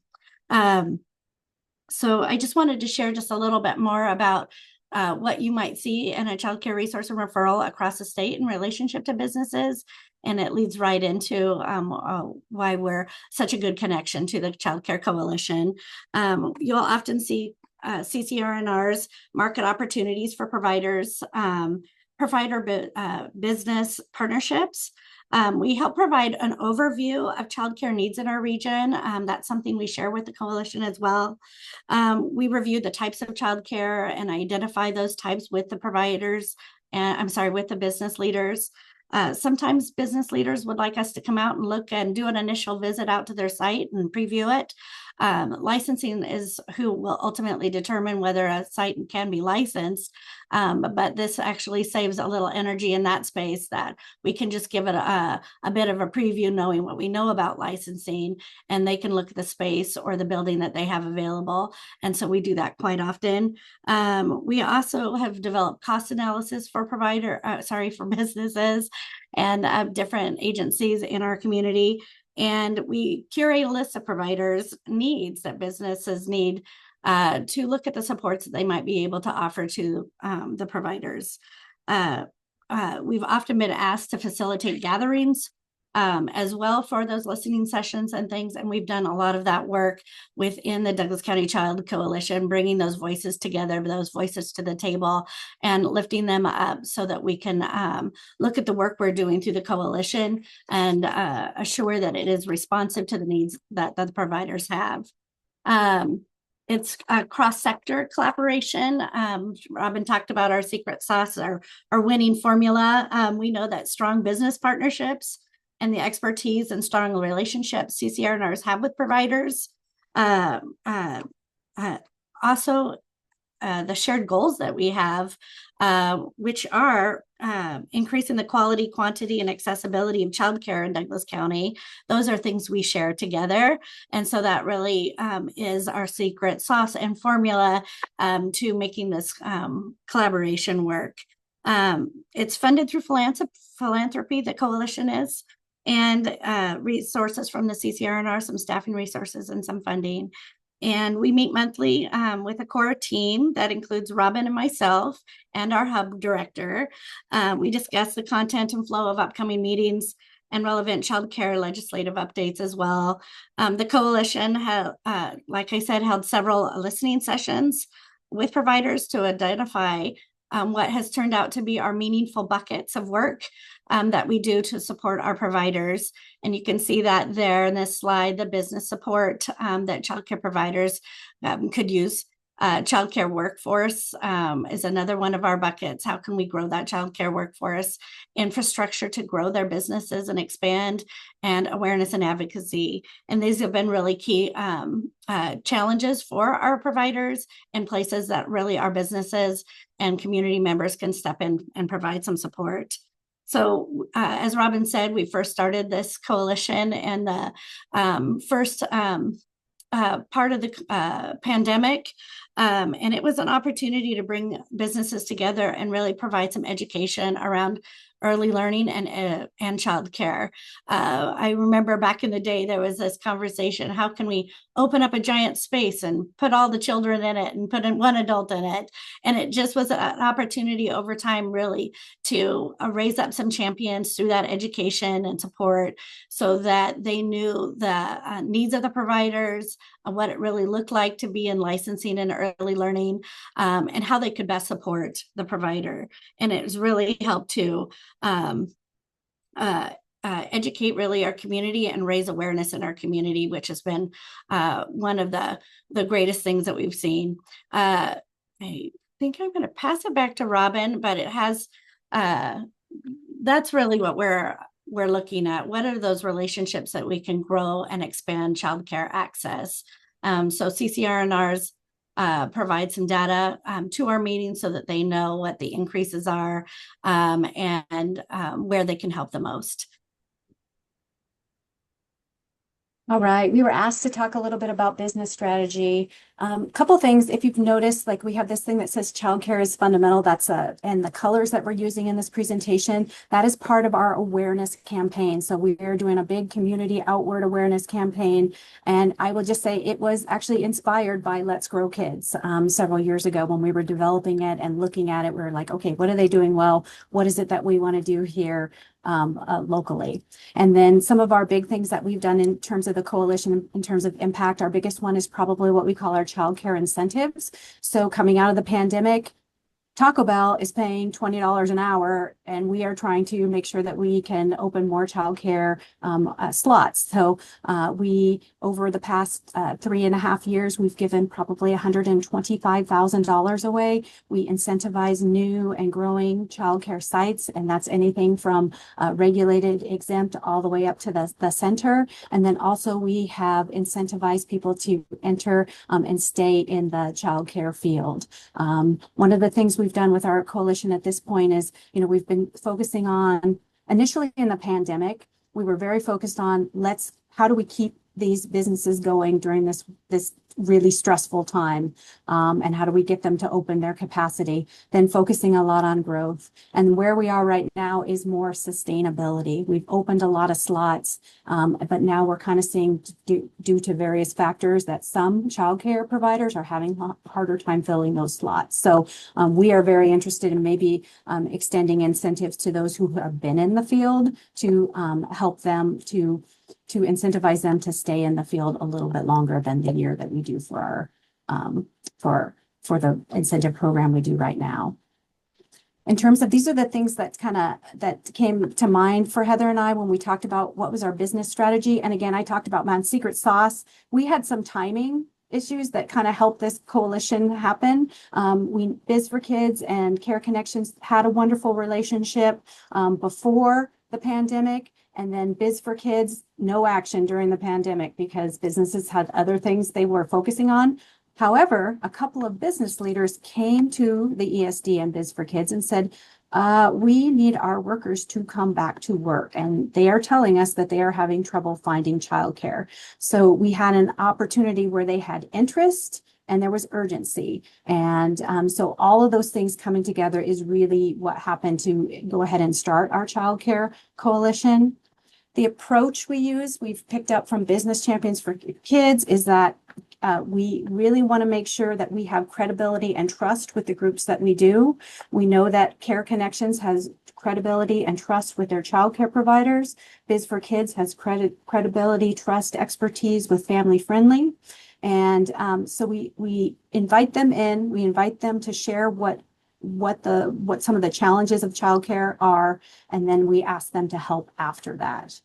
We also really focus on that reciprocal relationship. We understand that employers and business leaders can provide access and influence in areas that we can't. They also bring a different perspective, a different language that can help us think more broadly than we do. And then on the other side of it, and I know we listened into the previous presentations, we talked a lot about this, helping our business leaders who don't live this day to day. They want to tinker with it. They just think if they just tweak that business model, it's all going to be okay. But we have to help them understand what some of those challenges are to the business model for childcare. And then finally, community mindset. We ask, so if an employer works with Business Champions for Kids, we are looking directly at their employee. If they are becoming part of the Child Care Coalition, we ask them to zoom out a little bit, that we are focused on increasing childcare for the whole community. And then we share, okay, if we increase that for the whole community, what does that do for our economy? That's going to open slots for everybody. We wanted to share a little bit about some of the things that we have seen our business leaders engage in. And we have just a couple of fun stories in here, but during the pandemic, the business leaders were able to really gather supplies for us, gather support with funding contributions as well. There was PPE shortages for our providers. They would go to the store and the store shelves would be empty of things that they critically needed. And so this was a place where our business leaders could circle around them and gain those materials so that they could be offered out to these providers while some additional systems were coming into play. And so it was an opportunity for our business leaders to see our providers. And I know that, well, one thing we like to say all the time is it was really an eye-opener for our business leaders to hand out those materials and see those providers in person. It was just a huge eye-opener for them about those people that are doing this incredible work, and really excited them about continuing to do this work in different ways. So it really promoted that mutual respect and appreciation that we have here. Providers felt seen, and that was so important in that time, as there was so much being asked for them. I can tell you, with all the licensing requirements and additional things that they needed to do, and having hard conversations with families about those things, to be able to be seen by your community and honored by your community was huge. One story I love about this is that we have providers. Douglas County is a big region, a big county. And so we had materials where people would not be able to make the pickup times. It was just too much travel for them to get there. And so we had one of our businesses had a trucking business, and they were able to load those things on their truck because they already had a route to those communities, and then they would drop those off on their front porch. So it was really great. Advertising as well. We have Abby's Pizza here in our community, and they put flyers and gain donations for this event as well. So they were all really thinking about, what can I do? What is something that we can do to really support our early learning professionals, or early educators, and help them to grow in this a bit of crisis time. But then it just kind of continued to roll out, and we talked about things like there was additional funds that were coming to our providers, and they some of them were worried a little bit, how do I manage this with my taxes and things like that, and they were voicing that. So our business leaders shared some of their resources, and we were able to get 2 tax classes available to our providers so that they could ask lots of questions and get information on how best to manage their tax pieces in that pandemic too, which was really great. Our business leaders have really stepped up to support what we have in our community. It's a pitch night for businesses, and childcare providers have never been able to be a part of this pitch night before. And so that just shows us some increased awareness. So they were able to come and pitch their business and some modifications and some expansion that they wanted to do on their business. And they would come and share their presentation with some of our business leaders and get some feedback, and before the actual event, and take that feedback right into those pitches that they did for our community partners and community members. We've had business leaders testify at Ways and Means roadshows and be really terrific advocates in really crucial times. So it's been exciting to see that as well. And then just the help with our Child Care as Fundamental awareness campaign. Again, we were just so inspired by Vermont's work and the campaign that they had created, that we really wanted to look at how can we campaign this issue across our county, raise awareness, educate our community, and what kind of change would we might see if we created a cohesive message. And so they started our video and participated in helping us with the content and what that might look like. And then, of course, in that last bullet, just engaging in the advocacy with the decision makers and others. Robin mentioned before, there's people in all of our circles, right? And there's just people that are outside. And that's really what our community leaders and business leaders that come to the coalition bring. They're in spaces that we're not in yet, but it's been exciting to see us being invited into some of those spaces through the relationships with our businesses.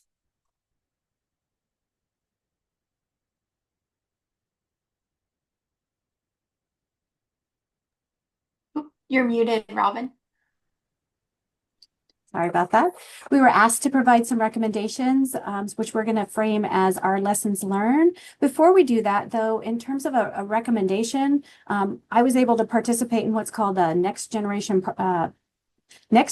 Sector Partnership. It's a training and it's basically a model that workforce boards use. And one of the lessons from that is find your champions. And some folks earlier actually said that, who are your business champions? So that would be number one recommendation, is find your champions, who has already bought in, who are our employers, our business leaders that are already investing in family friendly, investing in childcare. And then additionally, the coalitions, the groups like ours that are out in the state, how can we coalesce together and how can we leverage each other as we move forward?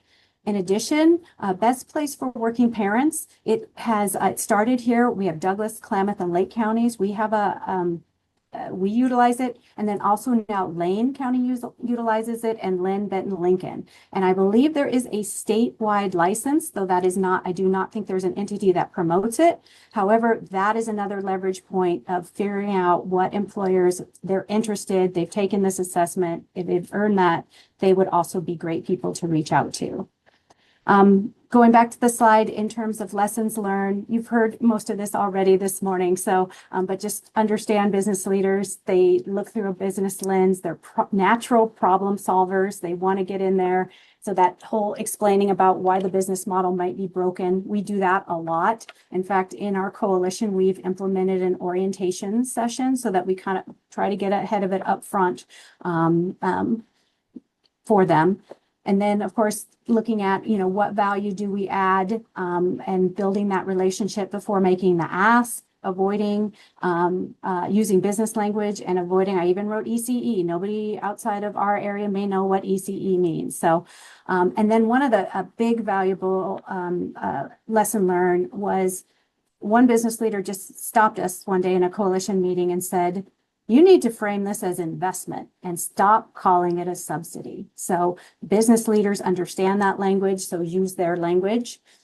And then welcoming fresh thinking and innovation. So some of us have worked in early learning a long time. Some of us may have built this early learning system, and we have to be open and understand, from my experience working in workforce, we want business engagement, but then if they get in our business too much, we don't like that. We sometimes step back and get a little defensive. So you have to be ready for the questions. Sometimes they can come across as criticism, but usually they're just interested. They're curious. They just want to know why you're doing what you're doing. And then the final one is definitely be a doing group. Business leaders do not have the time to sit around in a meeting that meets once a month with no action. So we are in our coalition where we track metrics, we track slots, we track openings, etc., and we show trends over time just to be able to show what we've done, as well as all of the results that we've done from all of the the projects that we worked on. So that's what we have for you today. We're ready for questions you might have. Fantastic. Thank you both so much for this work that you're doing. Council members, Robin. I just want to mostly say thank you so much for all the work that you are doing and how you articulated it so well. I love where you were ending there, Robin, around language, but also the business perspective and how we have to really be mindful of that. It feels like a big translation activity that you're translating and making sure that you're speaking in language that the business community will stick around and keep participating in. How did you overcome that first hurdle of defensiveness or explanation? I know I've been in so many conversations where you're having a conversation about childcare and the dilemma, and those of us who know a lot about childcare can start to try to explain all the details when someone says, why can't you do this? And it's real easy to get down into the weeds and lose people. I know I've lost people many times. So it's like, how did you overcome that? And but mostly I just wanted to say thank you for how much you're doing. It's great. Right. I don't know that we've overcome that. I mean, I think probably for us trying to get in front when we do, so Heather and I have done presentations, or I do Business Champions for Kids presentations, inevitably, and I'm talking about like to community groups and just all sorts of different sectors, inevitably two things come up. One, those childcare providers must be making bank. They must be making big money. Why aren't more people going into this when they hear about the cost? And then the second one usually revolves around regulation. So they're looking through that business lens. How can we get costs down, et cetera? So it's just this constant of Heather has really shared some important ways that she phrases things that I use now about really making sure that the childcare provider's perspective is shared. I'd just say it just continues to be an education process as well, but also finding those places where they can connect to the work, where they feel like they can impact the situation. And sometimes that's digging a little bit to get there. Subin. Hi, also expressing a lot of gratitude, and hi, nice to see you both. I'm trying to apply what I'm learning from Colorado and Vermont. So it seems like you're at this stage of the work right now where you're convening people, there's relationship building, trust building, language developing, right? Norming, storming, right? And then you're getting to that place. One of the things that I picked up in the last presentations were there was eventually a conversation around, okay, the business model is broken. Let's tweak the business model, and there's got to be some public investment. There's got to be some taxes or something, right?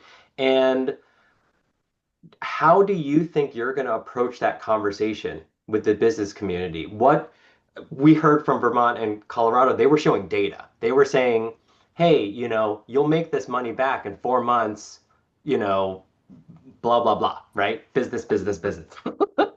How are you going to have that conversation? So we are a little farther along.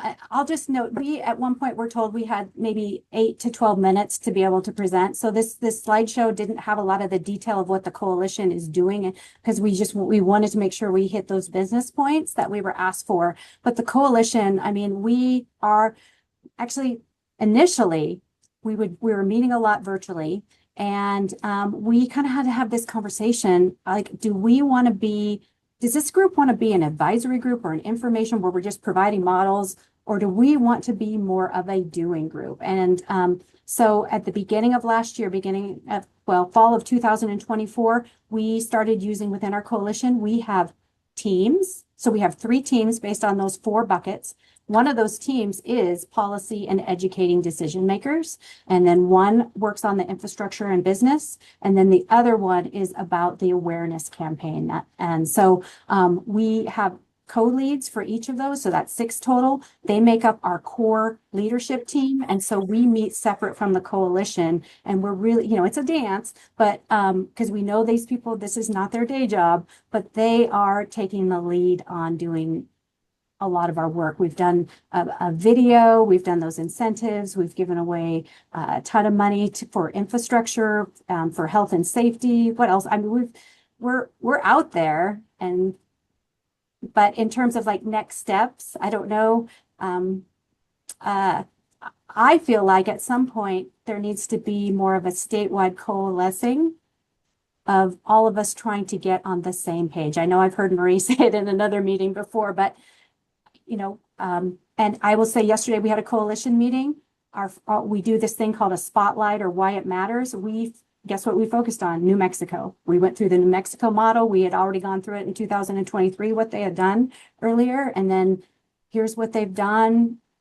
What can we replicate? Look at how they funded it. What does that look like for Oregon?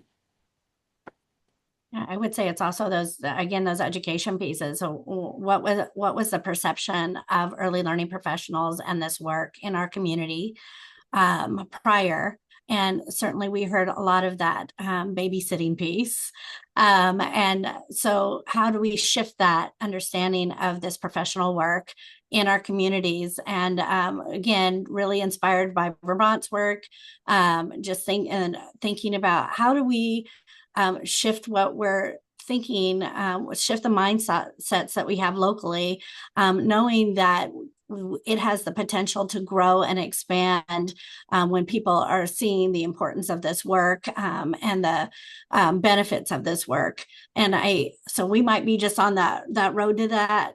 We know that for businesses, it really is a lot of risk to think about investing in childcare, like opening their own childcare, or we're going to support or invest in an early learning program. But we're really promoting the idea that we're doing something for our community wide, as opposed to coming from a place where we're solving individual business problems.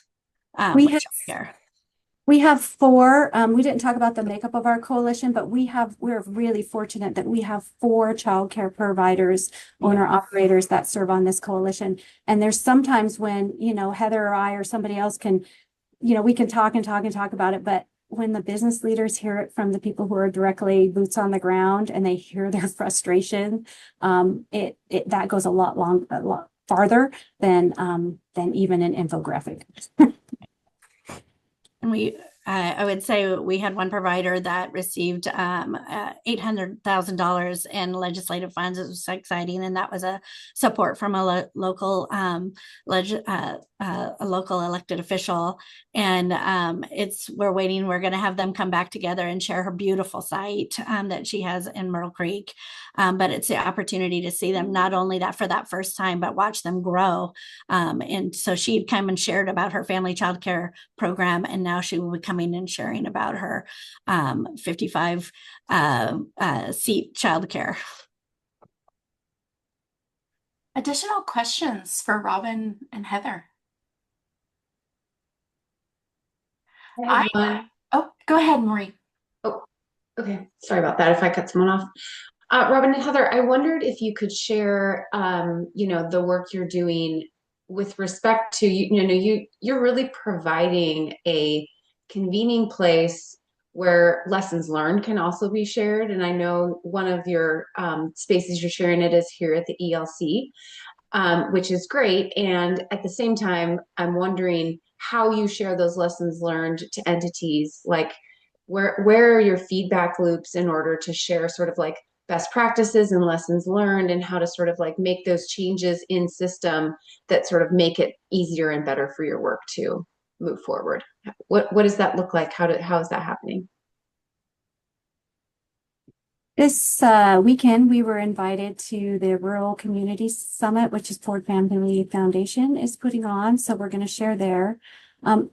In my role, We do not have, this state network of people who do the work that I do. So I am always excited when I meet Holly Marconte or Brian Steinhauser, or, we have actually gotten together and, on our own. One of the big catalyst for me was when the Clackamas workforce about a year and a half ago, they tried, and they tried to have a statewide group of businesses, people doing the business outreach, childcare providers, CCR&R, were all together. That has, I think, on hiatus, but for me, that was a great place to connect with other people and be able to share. So best place for working parents, I shared at one of those meetings, and that is when I believe the hub directors had an opportunity to meet with Best Place, and then a couple of counties chose to invest in that. Additional questions? I will say, somebody jumped in. I just was curious about scalability, because we in Central Oregon worked on many avenues of engaging the business community, and one of the hangups is you find your champions.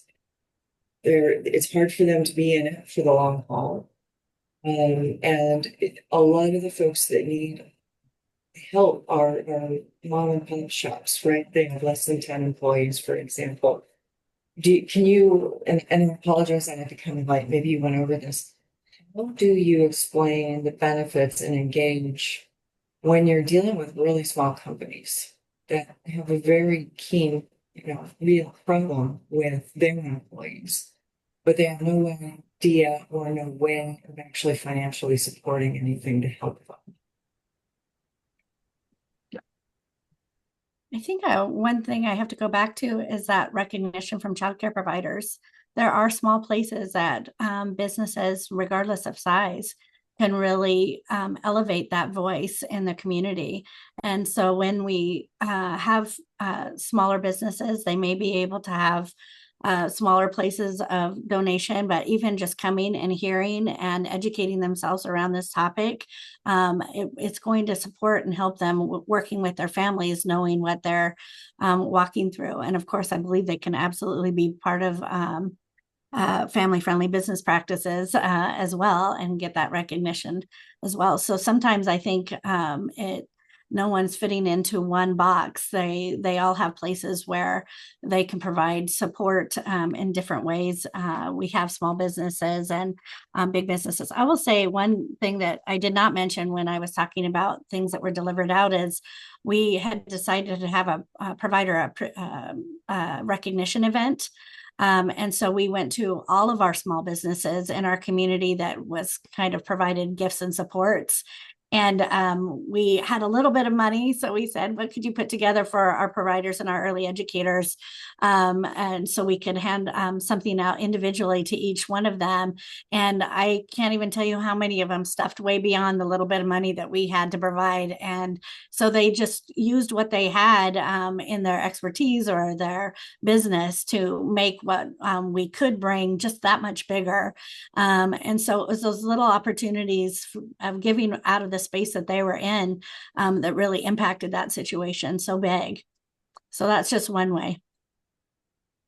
We have kind of we're trying to do multiple things. We're trying to sustain and support our childcare providers. Our big saying is that we help these providers stay open, thrive, and grow. And that is one level, and everybody can have a role in that. But as you heard from some of the statewide initiatives, there has to be a way to kind of create a network of some of these business leaders together to be able to affect policy change, if that is the direction, which I believe our coalition over time, they definitely, we added that policy group because there is recognition that that we have to do something to help this over the long term. We're providing short-term solutions, trying to keep people in the field, but a longer term solution will require that. Looks we have about 4 minutes left on this one. Any additional questions? I have one, which is there anything that comes to mind? You had some recommendations for the council, things for us to sort of keep in mind as we start engaging in this work. Is there anything that the council can do to support what you're doing on the ground?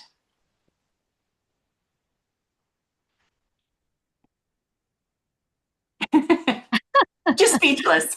If I was my boss, I would probably say funding. Right now, this is 100%, CCR&R has their funding source, but in terms of me as a person to help facilitate it, to make it happen, it's 100% funded through foundations.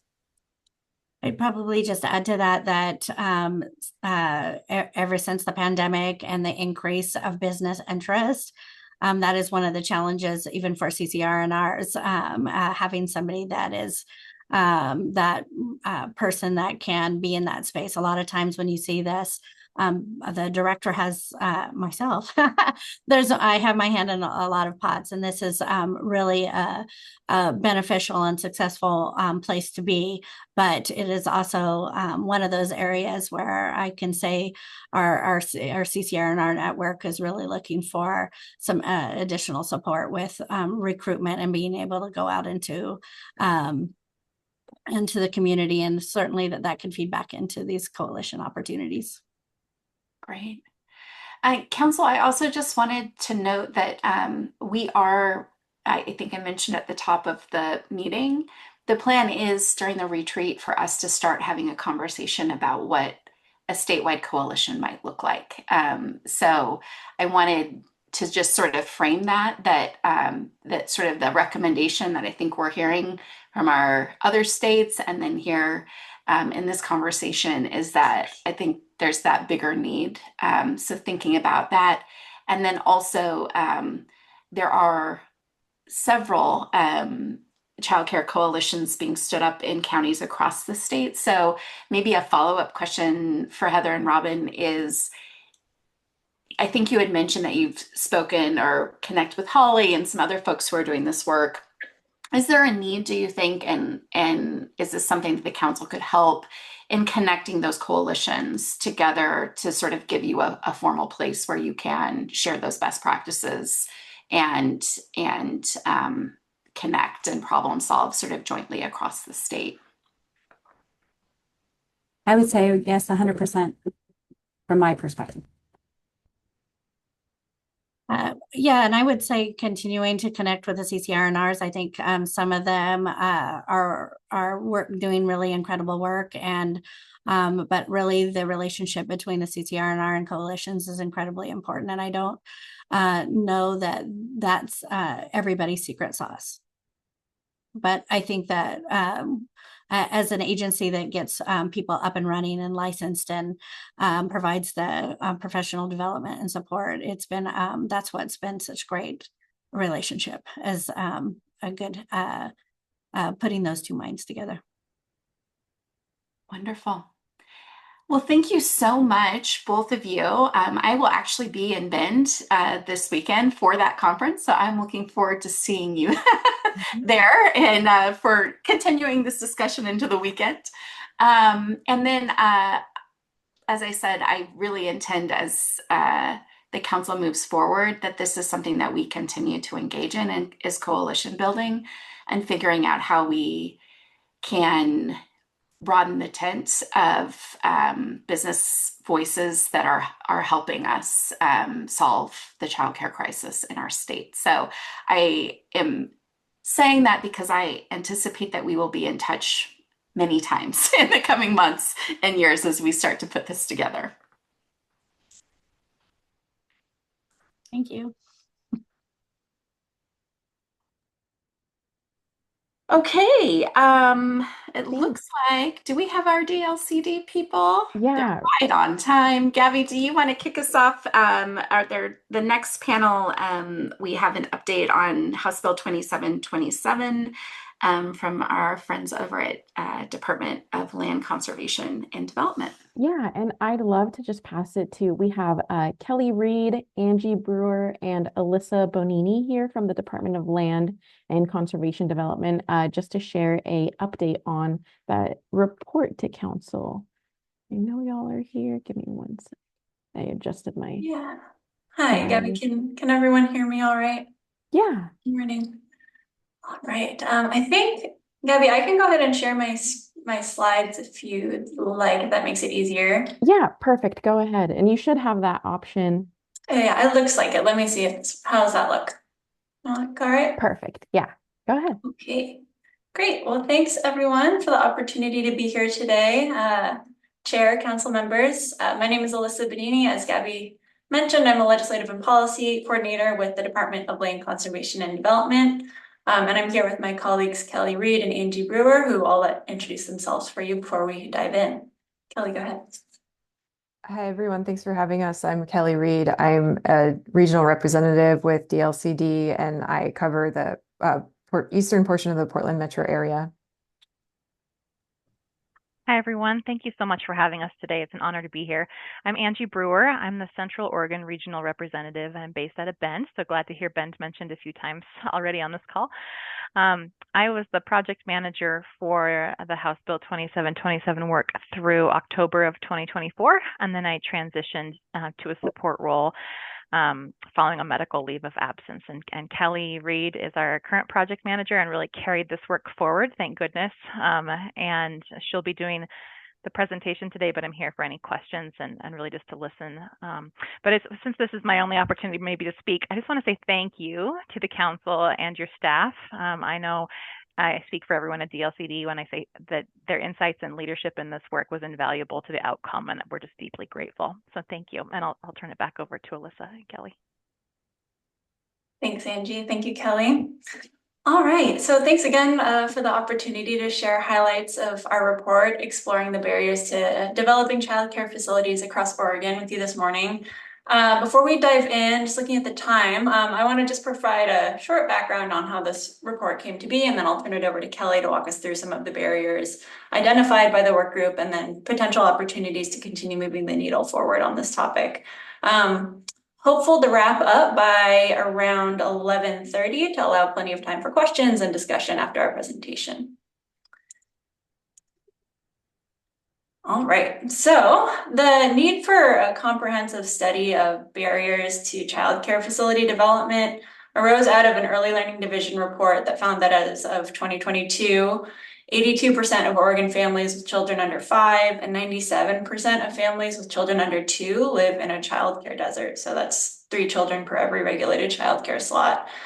So in response to this statewide need for childcare access, the legislature passed House Bill 2727 in the 2023 session, requiring DLCD to work with the Department of Early Learning and Care and the Building Codes Division at the Department of Consumer and Business Services to convene this work group composed of childcare providers, regulators, and different advocacy partners to examine the impacts of zoning regulations, state and local building codes and permitting practices, and whether or not they might inhibit or support development and expansion of these early learning and care facilities statewide. So the work group met throughout 2024 and then issued its recommendations and final report to the legislature this past December. So with that quick background, I can turn it over to Kelly, and though I'm sure you've all read this report, I think I can go ahead and stick a link to that in the chat for your reference as well. Kelly, over to you. Thanks, Alyssa. And when we did convene that work group, I just want to commend the staff at DELC for helping us to get childcare providers on that work group, helping us reach out and get the word out about it. And then also helping us with contacting folks, because we did more than just convene a work group. We also sent out surveys statewide to childcare providers, and DELC was instrumental in helping us get that out. They were a pleasure to work with.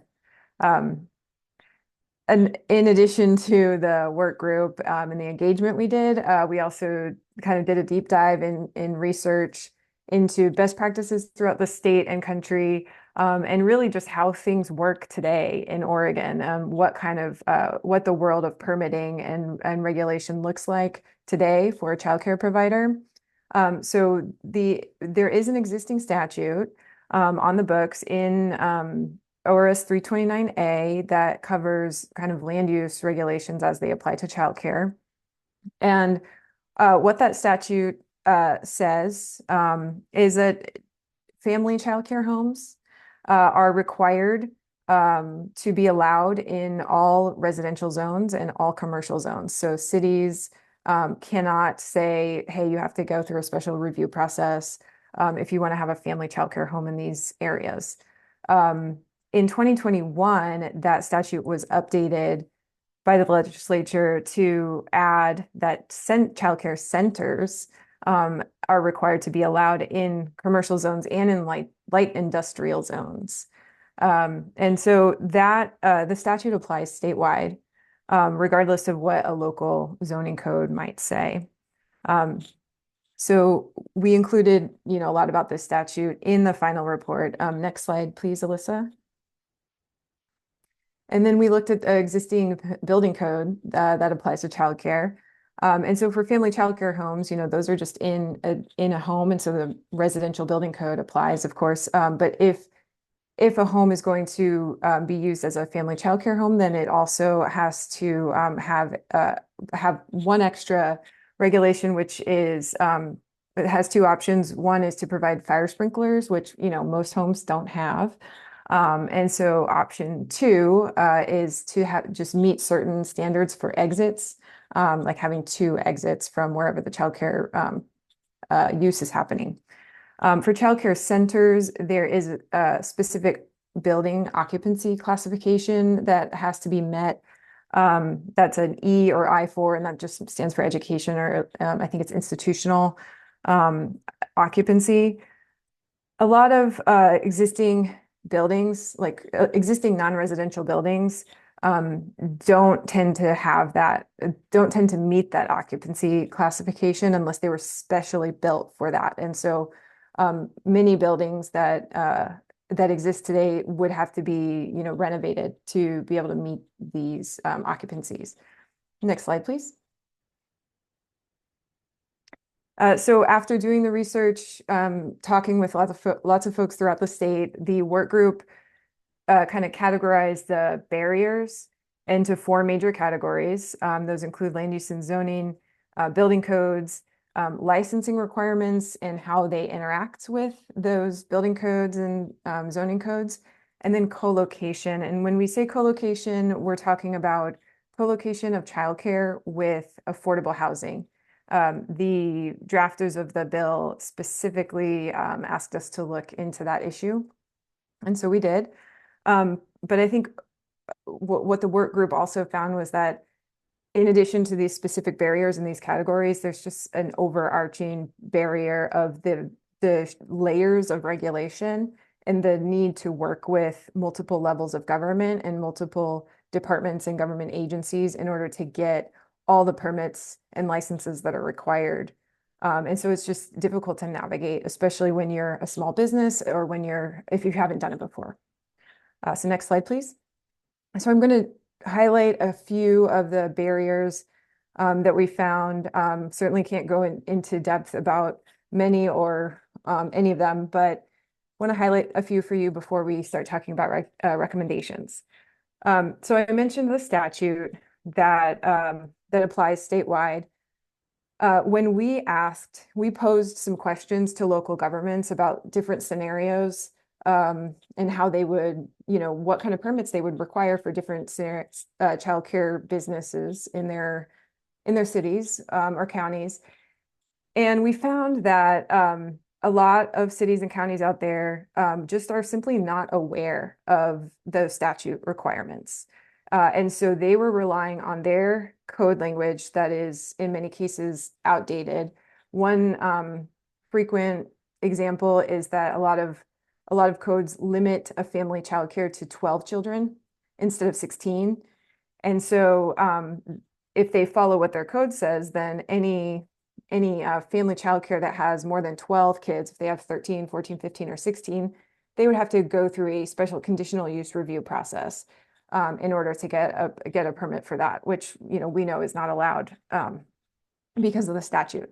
So so outdated codes is an issue. Next slide, please.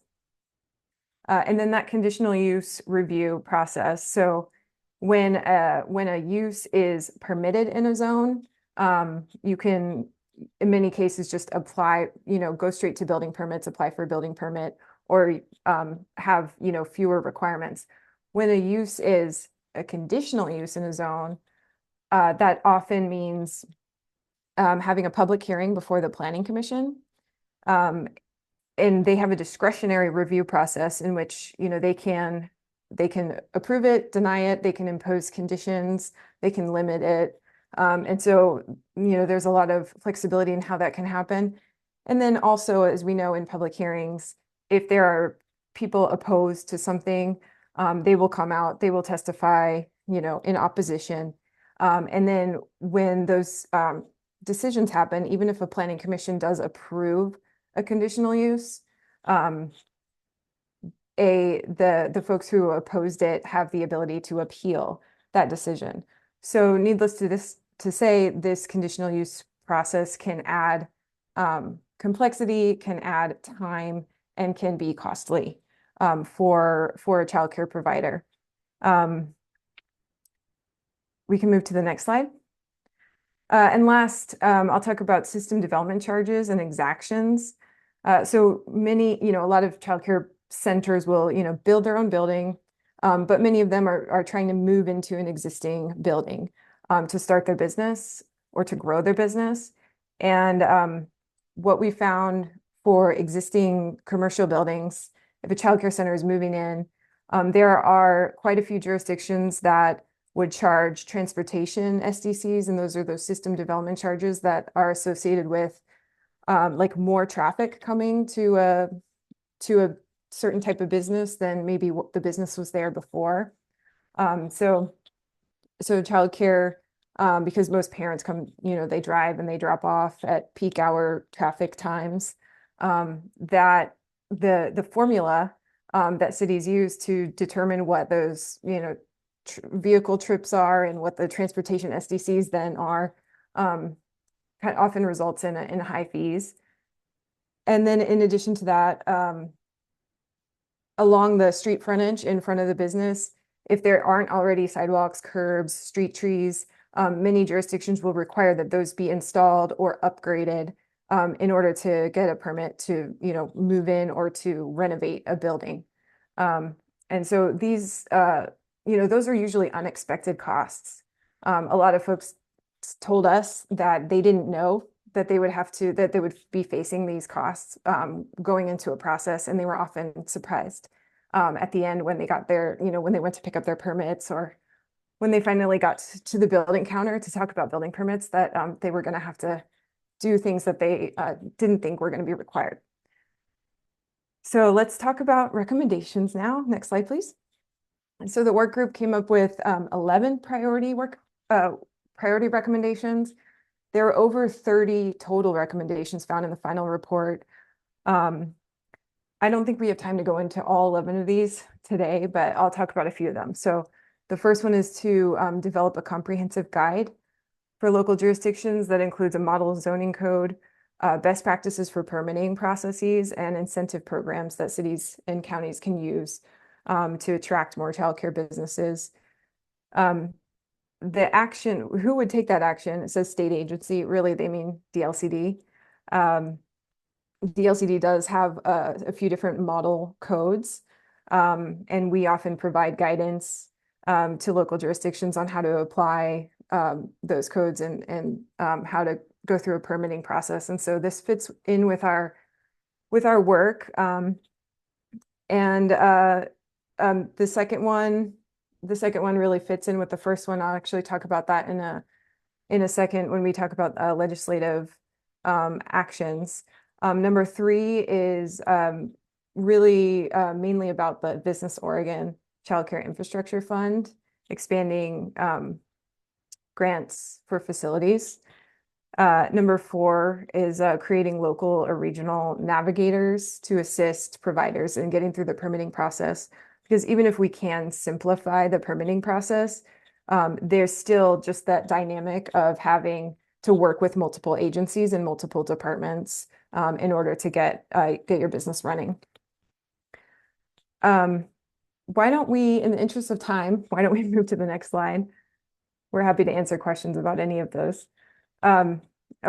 So Gabby asked us to talk about, what has been done so far, what gaps are still remaining, and then, how we are communicating with local governments about, some of the barriers and recommendations. So one win that has happened since this report was issued is that HB 3560 passed and was signed, and that bill changes that statute that I mentioned earlier. It does require now local governments to allow childcare centers in residential zones when those residential zones are for multifamily or for higher density residential uses, and on land that already has an existing institutional use, like a school or a church or a community center. And if a childcare wants to be co-located with that, then that's going to be allowed outright. And so this does remove that conditional use review barrier in many, many cases for childcare centers. Another thing that this legislation did was move this statute into the land use statutes in Chapter 197 so that the planners will actually see it. So that's also great. Next slide, please. And so some of the gaps that still remain, recommendations that haven't been quite taken up yet, at least not everywhere, are to develop that guidance and model code for local jurisdictions, to recapitalize the Business Oregon grant program, to revise the prevailing wage requirements to address issues in co-locating childcare centers with affordable housing. So to reduce the cost of building those centers in the same building. And then creating those navigator positions.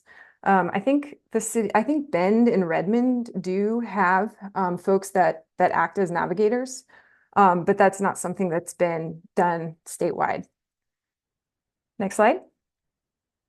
And last, we have been engaging with local jurisdictions to an extent.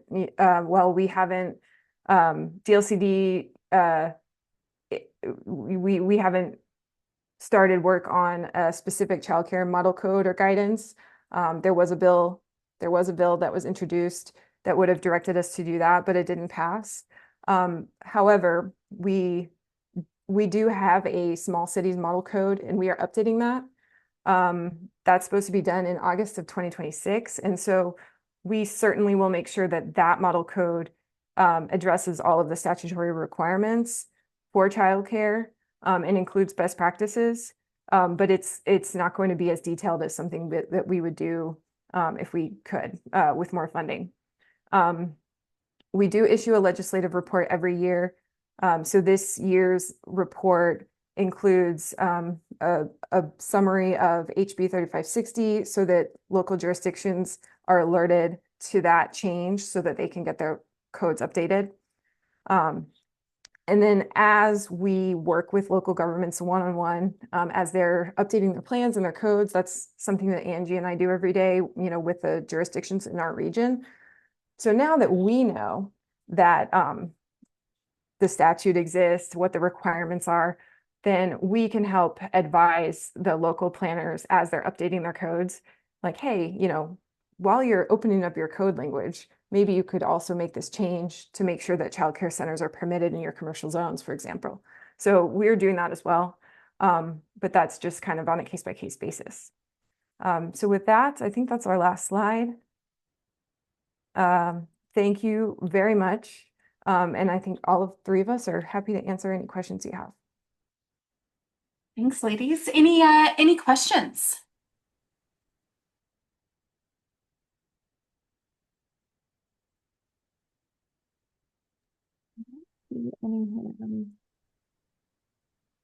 Anybody raising any? There's Robin, did you have one? You popped up on my screen. I saw Marie. Marie didn't use her hand raise, but she raised her hand. Oh, Marie. She wants me to go. Go ahead. Well, I just wanted to thank you. I was reviewing the report, and I was so grateful that we had gotten to this place in Oregon where this report and this information was shared, because it's something that we've been talking about for a long time, and how those kind of barriers just end up being too hard for people to be overcome. And so I appreciate all that's in there. And I think my question is for the council, it's for Delk. What do we do then to help with furthering the changes that need to happen? These recommendations are made, like what then, I guess, is my question. And I don't know who I'm addressing it to, but I wonder if other council members are wondering that too. Thanks, Robin. That was my question too. I was thinking along those lines with both the DLCD report and the Micro Center report that we received too. It's sort of like, and who takes this ball up and moves it forward and ensures that the recommendations get implemented? I heard you say that for the number one priority recommendation state agency, that DLCD would be sort of taking that up, but others are listed as legislative or local, and then others state agency. And so who's driving the bus and how is the work getting done?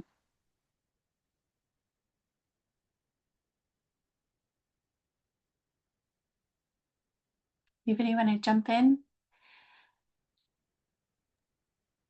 It sounds like, oh, somebody.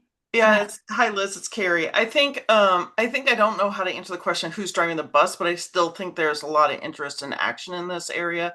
I know that the Child Care Caucus with the legislature is starting to put together a proposed policy agenda for the next 2 years, and several of these items are on that list. So actually I was just gonna crosswalk this list with a draft that they're putting together. I think our advocacy coalition is very interested in this, and I think they have a new member who's been focused on this kind of infrastructure development. So I think there are some things more in the direction, and then I can touch base with my Delk colleagues about our role and where we've been acting in that area, especially with our workforce team has been involved in this area as well. So I'll maybe put my hat on as a former county commissioner and ask a question about where Association of Oregon Counties and League of Oregon Cities are in making sure that their members are aware that they may have outdated codes and sort of supporting that. I would say just on things that council members can do is, as you're talking to those county commissioners and city councilors, checking in to make sure they're aware that there was a change that happened in the last session, and reminding them they may need to talk to their planners about whether their codes are up to date. But for DLCD, I'm wondering what the engagement's been with the counties and the cities, specifically through AOC and LOC.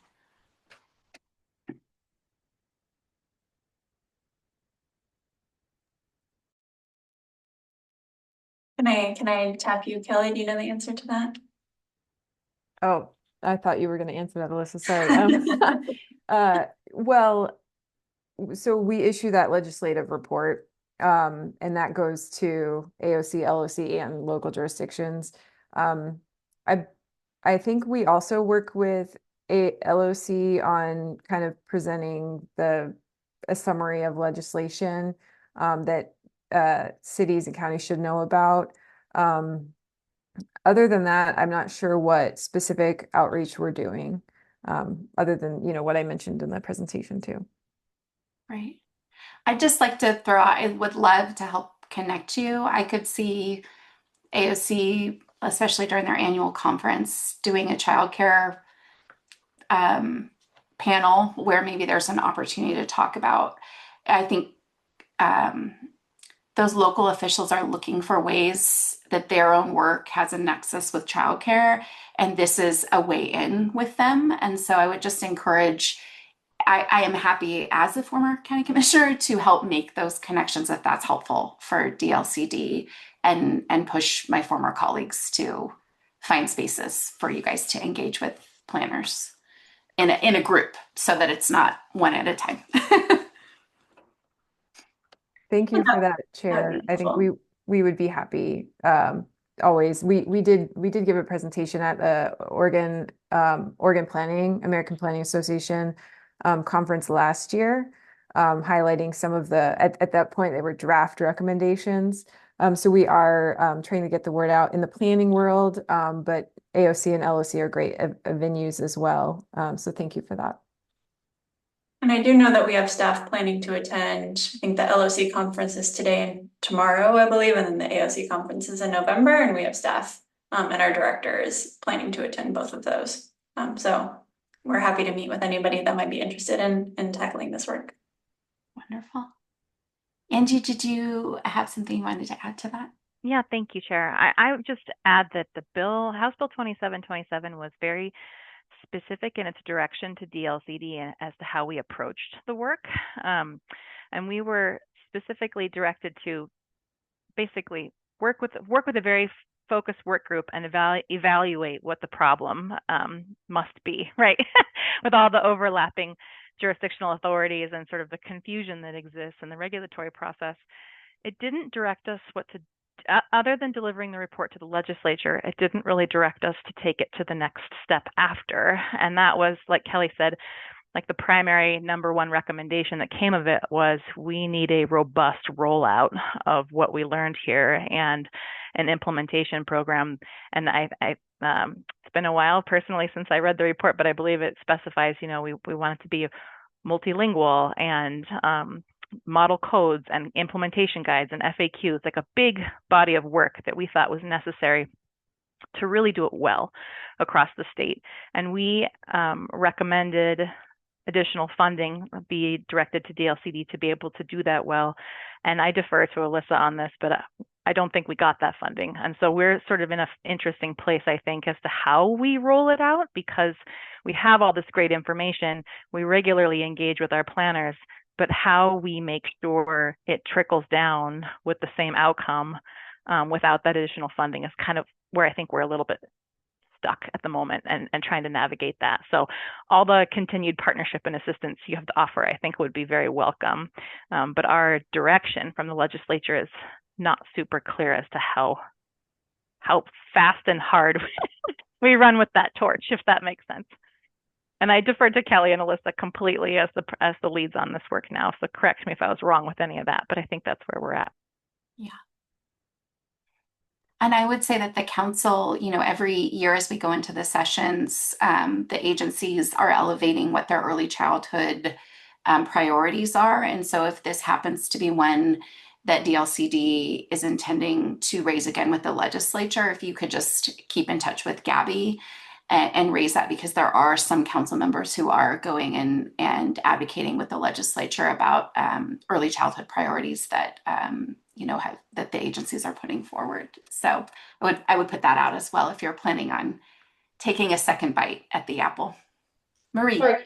If I could just have a high level quick education, Angie, when you say it takes money to roll it out, I guess I'm trying to wrap my brain around what that means. Sure. I'm sorry to interrupt. Are you? Oh, what costs are you referring to in order to share changes in language? Like what does that look like?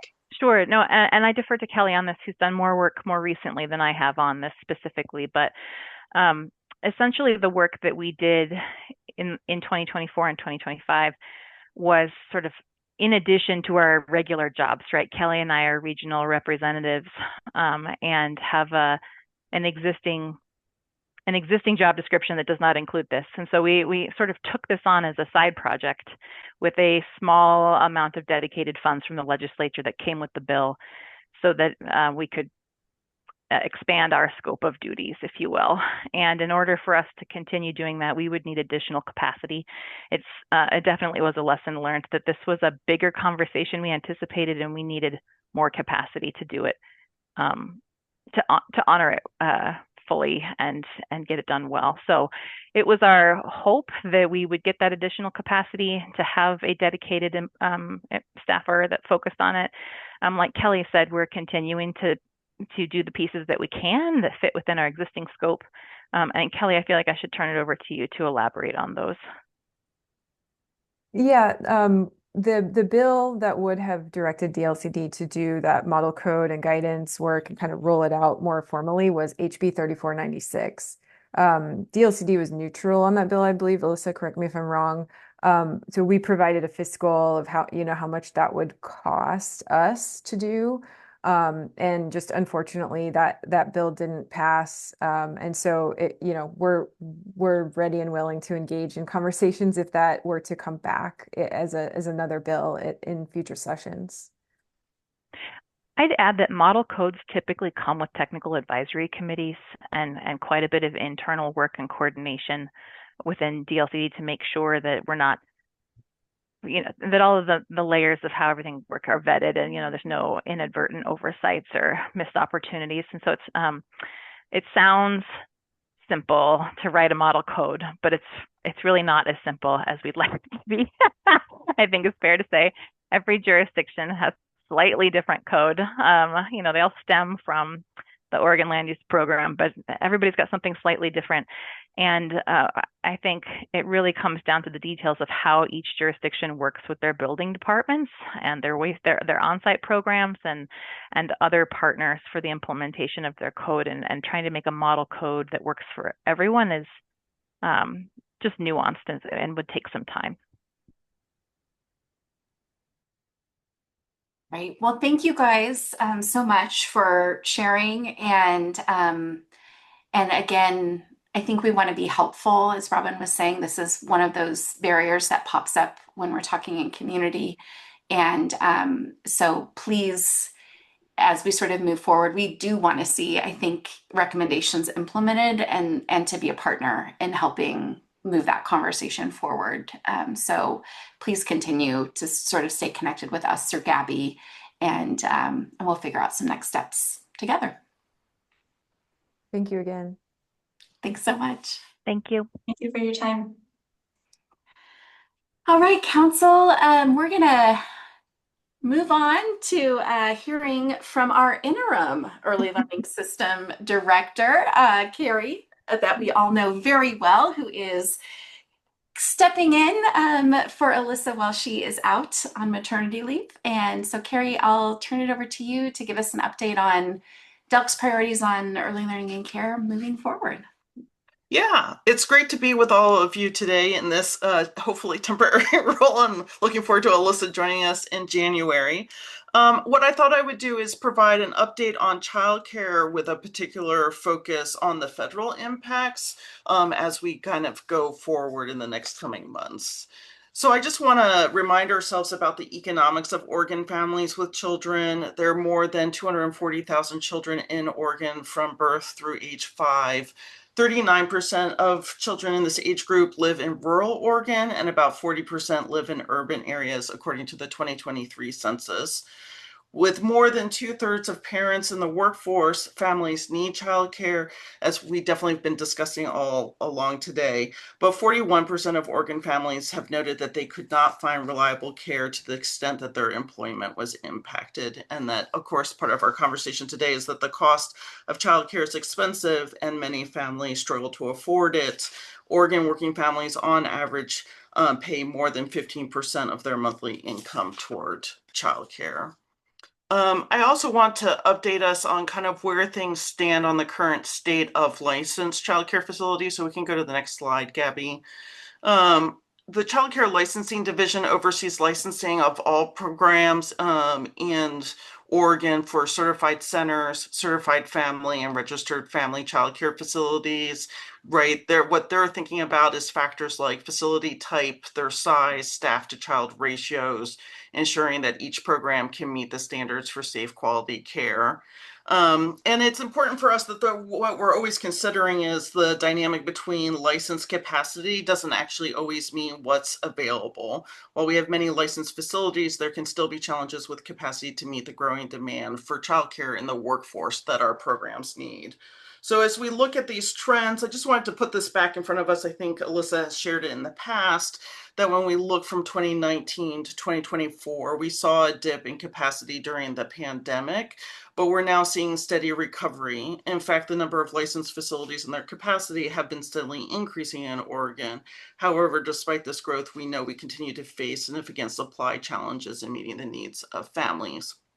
As we continue to see this growth in both facility numbers and demand, it's also worth thinking about DELC's capacity for our licensing division to make sure we have proper oversight and maintain kind of those quality standards and the ongoing needs that our license programs have around having and recruiting and retaining the workforce that they need.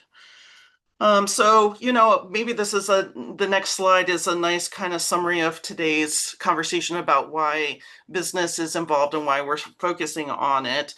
The Higher Education Coordinating Commission contracted for the 2024 Oregon Talent Assessment.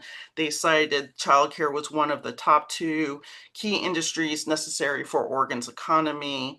42.5% of those surveyed cited lack of childcare as key challenges for their employee retention. We know they're looking to update this information in the coming year, so we're looking forward to working with them about how childcare may be included both in their assessment and their spring summit. A national nonprofit estimated that Oregon loses an annual of $1.4 billion in revenue, specifically due to the lack of infant and toddler care. So that I just wanted to ground that because maybe, it's a nice summary of why we had the conversations we did this morning. But then I want to kind of just transition us. I shared some of this information earlier this week during legislative days on HR 1 impacts and reflections on kind of what is happening in the federal landscape for Oregon. So HR 1 bill was passed by Congress and then signed into law on July 4th. It introduces significant reforms affecting Medicare, Medicaid, taxes, and safety net programs. While it did not directly impact DELC's federal funding, there are downstream impacts to the families that we serve. And so as we kind of look at the next slide, right, there are kind of 5 primary sources for early care and education funding in Oregon. Today, I'm particularly focused on the federal sources. So what you see in the pink box is kind of federal to DELC. That's our Child Care and Development Fund. Federal to local programs, that's the green box. That's where the federal government funds Head Start in particular, and then federal to our state agency partners like Blue Box, where some of that funding then comes to DELC and some of the programs that we work with. DELC's primary source of federal funding is the Child Care and Development Fund, known as CCDF. We receive it from the Administration for Children and Families at the U.S. Department of Health and Human Services. The funding for Head Start goes directly to 24 local Oregon Head Start programs that also comes from the same part of the federal government, the Administration for Children and Families. And then we receive federal dollars that are passed through the Oregon Departments of Human Services and Education, and that supports some of the programs you see listed there on the slide, the early learning hubs, relief nurseries, and home visiting. So one of the reflections that we've been having is that the families that DELC serve may face compounding impacts due to how HR 1 is affecting our partners at Human Services and the health authority agencies. If we wanted to go to the next slide, Gabby, 26,000 children rely on ERDC. That comes from both CCDF and Oregon. Families are required to be working, enrolled in school, receiving TANF, or on leave from work and school to be eligible for ERDC. So we know that these programs primarily serving families from low-income households may also be relying on SNAP, TANF, and other kinds of programs that are being impacted. So to give you a sense of scope, we know in 2024, more than 1,700 families who are receiving TANF when they enrolled in Head Start, and more than 7,400 families were receiving SNAP when they enrolled in Head Start. Historically, families eligible for ERDC meet the same income eligibility for SNAP. So of course, we're looking about the changes to SNAP and what that means for our shared family population. And in 2020, at the end of 2024, 40% of the families who receive ERDC also received TANF. one of the things that we're thinking about is we're also seeing increased work requirements from the federal government for programs like Medicaid and SNAP. So we also will see probably an increased demand for childcare due to those policy changes. Next slide, Gabby. The other thing that we've been thinking about is our workforce. We know that childcare providers have been reporting increased difficulty in meeting basic needs like healthcare and housing. There's a rapid survey that happens that has shown childcare providers reporting an all-time high for material hardship over the last 6 months. When we think about their access to kind of healthcare, we know that fewer than 1 in 4 early childhood educators employed outside of public schools don't have access to employer-sponsored coverage. So what this map is showing you is work that Georgetown University has done across the country, and that when we look at the Oregon data, it's showing that 44% of our childcare workers are currently be covered by Medicaid. So as the thing that we're thinking about is that HR 1 puts multiple provisions in motion that will make accessing and qualifying for healthcare more difficult. And we are expecting that to impact our childcare workforce. On our next slide, we're thinking about if anything is going to change around our Child Care and Development Fund. So while our funding source was not impacted by HR 1, we wanted to share some of the things that we've been thinking about. And to give you context, CCDF makes up about 17% of DELC's budget this biennium, which is about $247 million. So as you can see, kind of on the right-hand side, the light blue, CCDF has 2 sources of federal funding. That 35% is considered mandatory. This is considered a permanent funding source that Congress authorized through Social Security Act. 65% is through the Child Care Development Block Grant, which was last reauthorized by Congress in 2014 and is considered discretionary funds. This is the area where the U.S. Department of Health and Human Services has a lot of influence on, and they shape the rules, guidance, and policies that inform how states, tribal governments, and territories can use this funding. So as you kind of look at the area in green, right now, 70% is for direct services, 9% is for quality infrastructure, 3% is particularly focused on infants and toddler infrastructure, and then no more than 5% can be used in administrative costs. What we're monitoring is the kinds of policy changes that they might make to this if they happen to reauthorize CCDBG. There's some draft legislation. Nothing is moving right now, but just these are the kinds of things that we're trying to think about how we use the CCDF money around health and safety, workforce supports, and quality improvement that you see for Oregon in the dark blue. And it's covering about 26,000 children, as I mentioned earlier. So this is the kinds of things that we're kind of thinking about in terms of our landscape. So there's no immediate changes. It's a lot more for us in particular. It's more about monitoring the potential landscape. So Gabby, we can go to the last slide. So what are we monitoring for potential changes in future funding, federal requirements, and where the U.S. Department of Health and Human Services has discretion? So I wanted to mention in this federal fiscal year 25 that we just ended 2 days ago, CCDF was funded at 2024 levels through a continuing resolution. So of course, during the shutdown, where we'll be watching how that gets resolved and what that means for the different appropriation proposals that kind of exist between the White House proposed level funding that came out in May and what is in the House and Senate Appropriations Committee currently. We do not know whether there will be impacts to our federal funding going forward, but on September 16th, the Administration for Children and Families introduced a new mission, values, and priorities framework. No further guidance has come out, but they state that they'll align the funding with those objectives. So that's where we're starting to maybe see potential changes in the near future. So the things that we're tracking are federal appropriations and the outcome of the government shutdown, proposed rulemaking announced to change CCF requirements, and several bills in the House and Senate to reauthorize CCDBG and seeing if they move and how they may change guidance to us.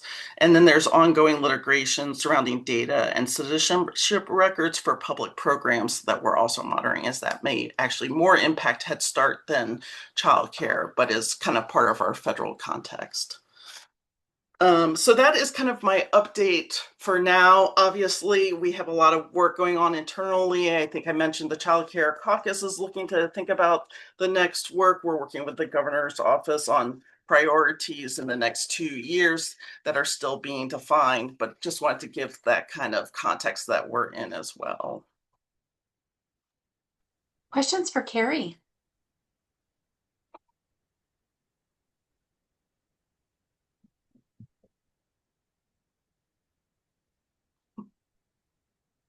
Carrie, I have a question, and it may be something you need to get back to us about. I'm curious if this government shutdown is protracted, what does that look like for like our Head Start? I think previously Alyssa had mentioned that the state kind of has funds that they can use to backfill when there's disruption, but I'm kind of curious, like, is there any concern that if this is a long disagreement that some of those facilities may not have?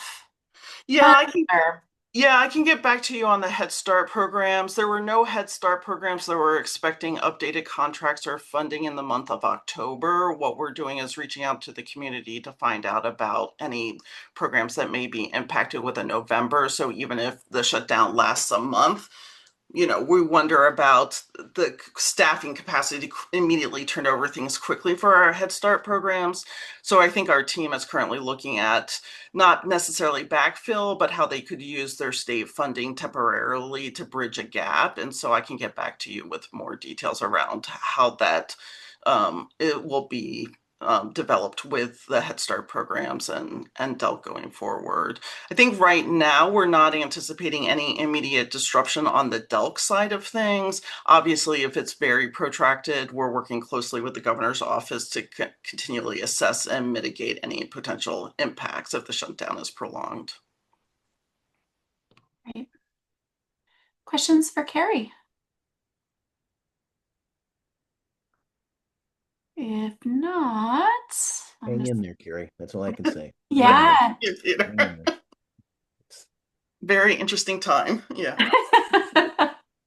Alyssa might decide she's extending her maternity leave.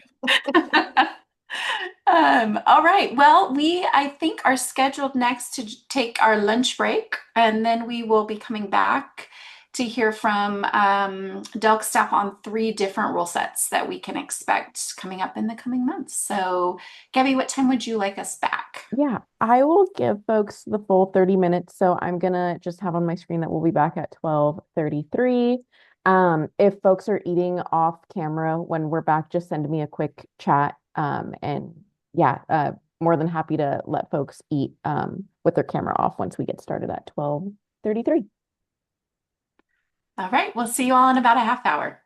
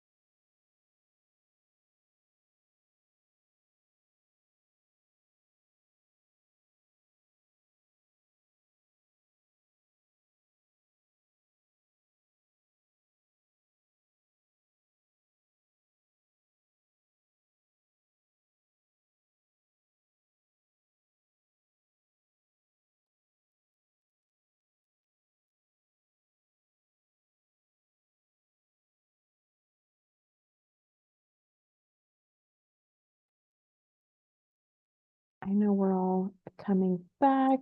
I'm just double checking to make sure that all of our rules folks are in the room. Hey, Abby. Okay, perfect. And council, I know some of you might be just finishing up your lunch off camera. If you are just back in the room, if you could either turn your camera on or just let us know in the chat, because then that'll help us with getting started. Perfect.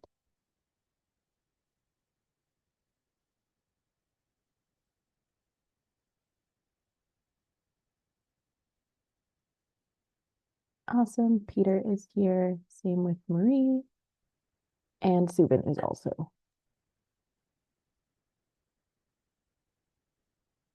Perfect. So I think we can go ahead and get started, Liz. So council, we are now back in session and proceeding with the rulemaking portion of our meeting. And I do just want to take a quick second to introduce you all to our new rules coordinator, Kathy Way. Kathy, not sure if you just want to quickly kind of just come off mute and just say hi. Sure. Thank you so much, Gabby. Hi, everyone.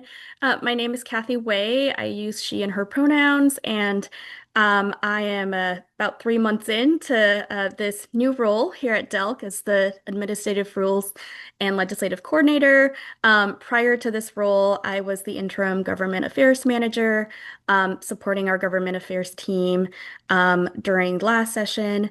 And then previous to that, I was over at the Secretary of State's office, and I was their legislative director and part of their government relations team for the last 4 years. So it's just been an honor to be at this agency and to work with just so many amazing colleagues to really continue the work of rulemaking. And as you can see, we have a really busy fall with lots of rulemaking activities happening. So thank you so much for having us here today, and nice to meet you all. Thanks, Kathy. And council, just kind of previewing that there is no vote today. Today, you'll all just get briefed on some upcoming rulemaking processes that the agency is going to partake in. We'll kick things off with a presentation and overview on the Certified Family Child Care Homes rule set. Then we'll move into the Birth to 5 literacy program. They're developing a new rule set and the Early Childhood Education Workforce Registry as well. So with that, I will get slides pulled up and then I will pass it to Abby. Great. Thank you, Gabby. Hello, Chair Ferrer Campbell and fellow council members. My name is Abby Strom, and I am an operations and policy analyst with the Child Care Licensing Division. And today we'll be presenting content for the proposed adoption of administrative rules related to certified family child care homes. We'll share a little bit about the background, a summary of the rule content, and then our next steps for engagement, including a rulemaking advisory committee. Slide. So just a little bit on the background. In July of 2025, the Early Learning Council adopted temporary rules related to the prohibition of illegal controlled substances on the child care premises, as well as a general rule protecting children from water hazards. These temporary rules were needed to ensure child health and safety, and also to ensure that we remained in compliance with CCDF requirements. As the rules were temporary, DELC only had 180 days to adopt permanent rules, or those rules will expire. The proposed permanent rules will include those that were the adoption of the temporary rules, and will also include several other corrections or clarifications that have been identified either by our own field staff or have been brought to us by childcare providers as they are implementing these new rules. Similar to the temporary rules that we passed in July, the additional amendments are not new to providers, and there's not projected to be any fiscal or equity impacts with the adoption of these permanent rules. Okay, next slide. So the next two slides, we will just go over a summary of the additional amendments that have been identified that we will be proposing for permanent adoption in December. To begin, in the section of the rules that covers different definitions, we're going to propose removing a duplicate definition of sanitizing. There's currently two, and again, this is just an administrative error, and we will be removing one of the definitions of sanitizing, and that definition was developed in partnership with the Oregon Health Authority. Next, we will be making corrections to the attendance record keeping documentation requirements. So current rule text does not require child attendance be documented, but rather caregiver attendance is stated twice as a requirement. So we will just be replacing the word caregiver with the word children or child, so that programs are required to document both child and caregiver attendance. We will be adding back in a rule that requires providers to offer alternative quiet activities to children who do not rest after 30 minutes. Again, a very similar rule was in place prior to July 1st of 2025. So childcare providers are required to offer a rest period for children preschool age and younger. And then if the child does not rest or sleep after 30 minutes, providers must offer them some sort of alternative quiet activity as long as it's not disruptive to the other children that are in the room. And for the prevention and management of hazards, this section includes the temporary rule language that we presented in July. And also we will be making corrections to the rule regarding the storage of firearms. Again, this is an area where there are two rules. And so we are going to be removing one. And again, this requirement is not new to providers. Next slide. In regards to outdoor play area, we're proposing corrections to the depth of, or the required depth of a protective surfacing around elevated play equipment. This is specific to shredded rubber. So if a program is using shredded rubber as their protective surfacing around their outdoor play equipment, there are recommended depths for that surfacing. And in the current rule, that depth is inaccurate. It's actually more than what is recommended by the Consumer Product Safety Commission. So we are going to reduce that depth, which will be actually cost savings for providers. But we have been practicing this way in the field. So childcare providers have not experienced a cost associated with this because it was an administrative error. And we will also be adding back in a rule about requiring that providers have a way to store medications that must be refrigerated. They must be in a locked, tight sealing container, kept away from children. Again, this was just an omission through administrative error. So we are just putting that rule back in about the storage of refrigerated medications. And then finally, we are, there we go. Finally, we are just making some slight changes to the section on choking hazards specific to food and serving specific shapes and sizes of food to children under 3.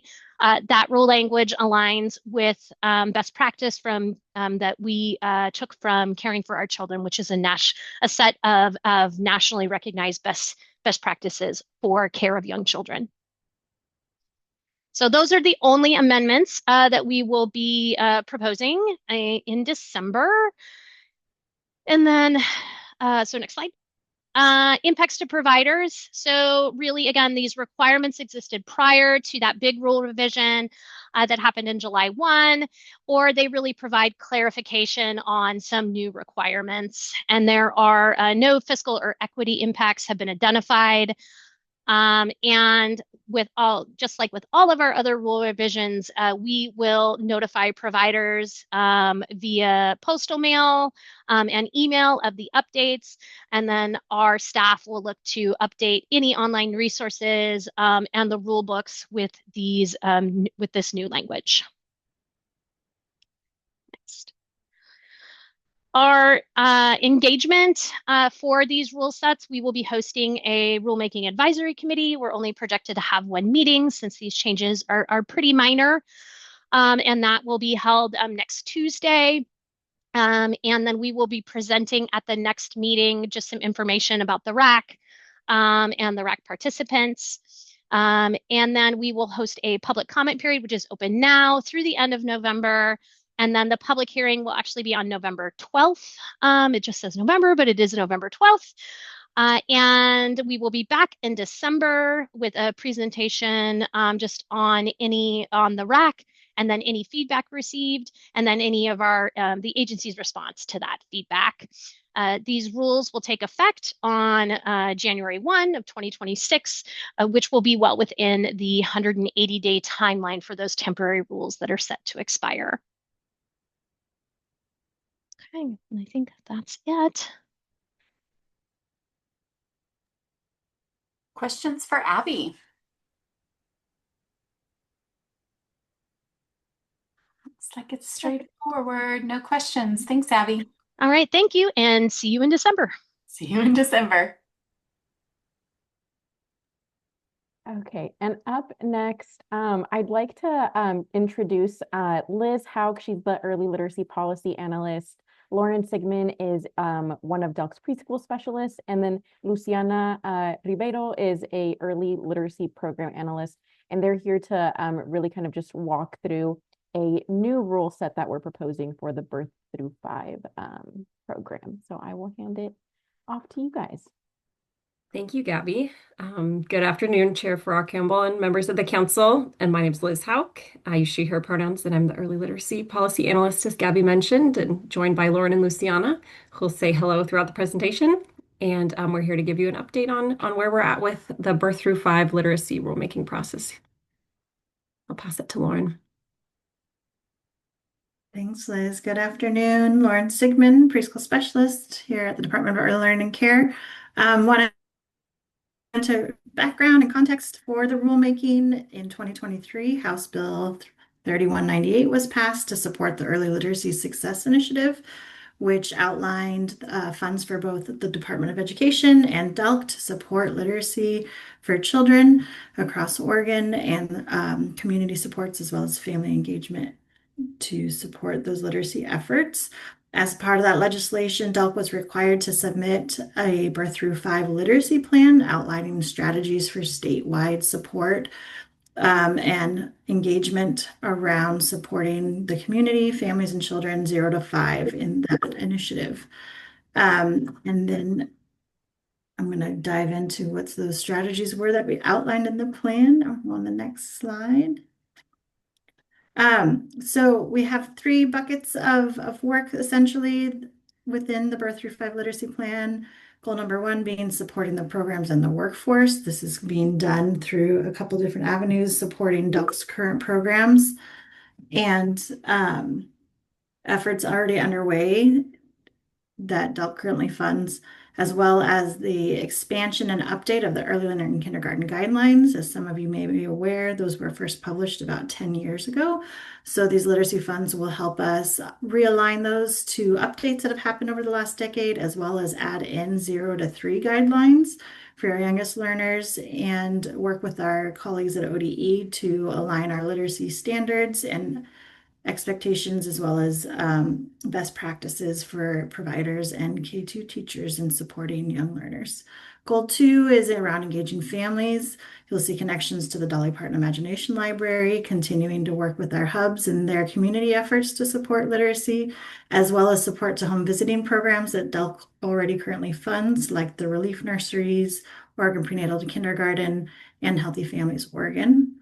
And then goal 3 specifically is partnership, government to government relationship and contracting with our tribal partners to support their language revitalization and preservation efforts, and supporting tribal communities around literacy education related to their tribal languages. Go to the next slide. So some key strategies, those are the way or where the funds are going to go to.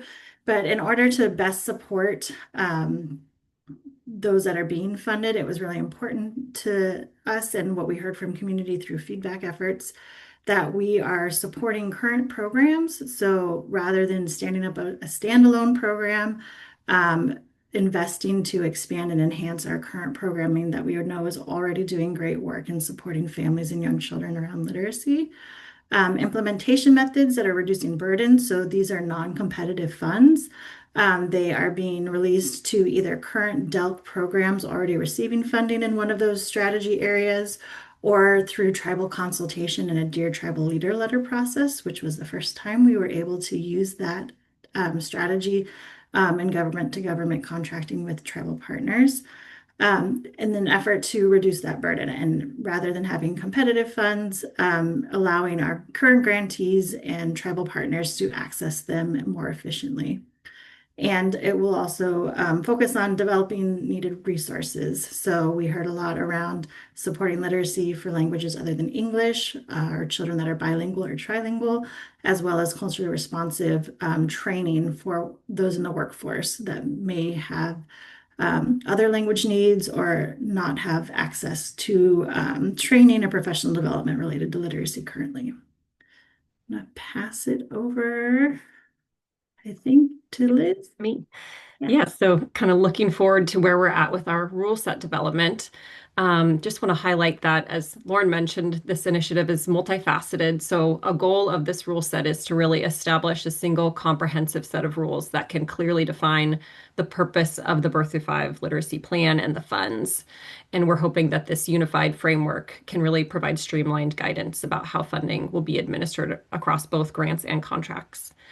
Our draft rules as of now include a section that clarifies the purpose of the funds, provides some definitions that we'll use in program implementation, lists eligibility criteria for organizations, and then also specifies the update to the legislature that we'll be providing as requested by statute. Go to the next slide. And just wanted to highlight some resources that we've used so far in rural development. As I think Lauren mentioned, when we developed the Birth Through 5 literacy plan, we really leaned into community feedback and research-based best practices around early literacy. So those inputs have helped shape how the structure of the initiative has been mapped out, as well as these rules that will guide it. And we've been working closely with our colleagues at ODE and referring to their resources, tools, and frameworks. We've received valuable guidance from our tribal affairs team here at DELC, and then other internal teams at DELC as well. You can move to the next slide for Luciana. Yeah, thank you, Liz. Hi, everyone. I'm Luciana Ribeiro, Early Literacy Program Analyst with the team here, and I will be talking about a little bit about engagement and giving some updates. So we were able to connect with communities across the state, and we heard from more than 400 participants through different surveys, interviews, and community conversations. And they shared what was working well in early literacy and what the gaps were and what resources were needed that would make impact in communities. And this feedback informed how we would shape the Birth Through 5 literacy plan. We've been also coordinating with all of our offices across our agency to stay aligned and to ensure that input is shaping the direction of what we'll be doing. We'll be making some additional engagement and begin tribal consultation in partnership with the Office of Tribal Affairs. And I will talking about at the end of this presentation a little bit about what the upcoming activities are.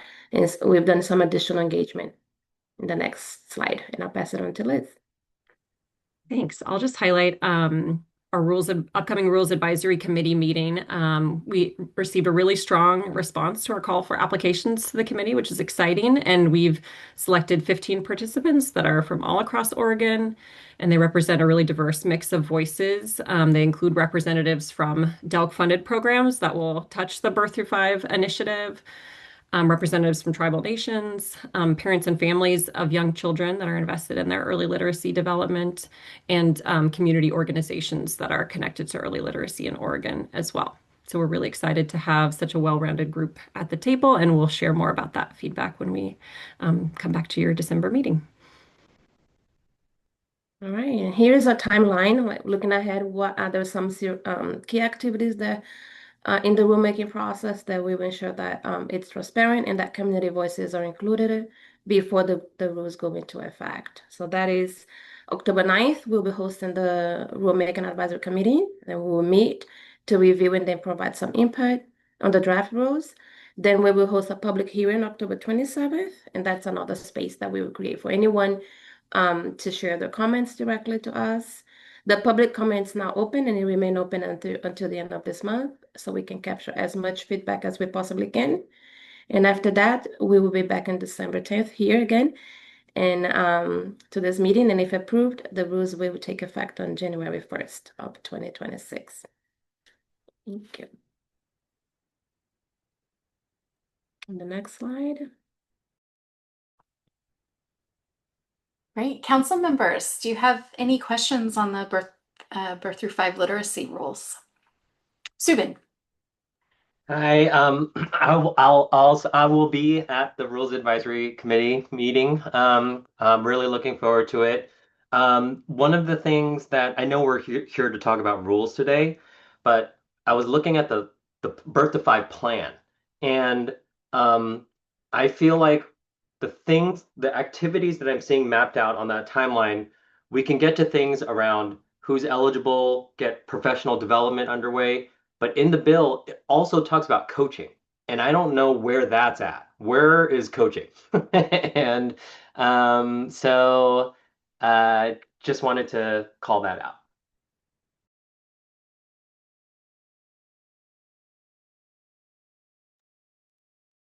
Any feedback on that, team? Yeah, and if there's if we don't have an answer right now, Birth through 5 team, happy to follow up with council just afterwards, and just really follow up on that. I did see, I think Robin also had a hand. Sure. I I don't know if it's misplaced because I was listening and I was trying to pay attention to the groups you're listening to and where you're tapping. And I wondered about like culturally specific programs that aren't funded by DELC or outside of the perimeters, and that maybe we might be missing voices that would be necessary, but maybe I missed how you were addressing that. I'm sorry if I did. I'm happy to check in on both of those. Subin, thank you for the question. Yes, coaching was a component of the plan, something we were hopeful to be able to include in this biennium. As the budget rolled out, and we had to take a look at key strategies, we're planning now for doing that update to the kindergarten guidelines and then having additional support, training, coaching to the workforce as a strategy as we move into the next biennium in order to support both the rollout of the kindergarten guidelines as well as ongoing literacy efforts. So it is, yeah, definitely a key strategy and what we know is effective and supportive of our early learning workforce. So something that we hope to maintain as we move through the initiative. And then around engaging culturally specific organizations during our initial engagement process, that was open to anyone. So it was beyond just currently funded DELC programs. We held multiple sessions in multiple languages to hear from organizations and families. Luciana mentioned over 400 folks, and so their voices were brought in through that engagement as we were developing the plan. And then the funding piece for the biennium would be funding and supporting DELC current programs that are already receiving funding either through the Early Childhood Equity Fund or from some of the initiatives that the Early Learning Hubs might engage in with those partners. Katie.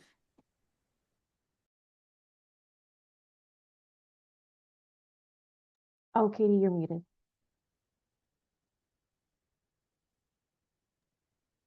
Sorry about that. In the light bulb slide that you had, that middle part was about how do you identify things that will help folks implement the new rule set. And I think what Subin and Robin were just talking to fits right in that middle section. And I'm glad you folks are thinking it through. Every time I look at these rule sets, there you go, implementation methods. That's the first thing that comes up in my mind for teachers of our kids, no matter what age they are, is how easy is it to access and use. and how much stuff we ask them to do. And I'm always just mindful of that. So I appreciated that middle section very much.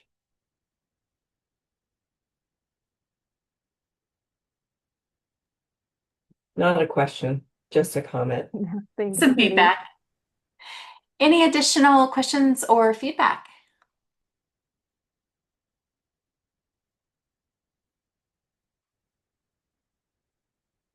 If not, we will see you all in December.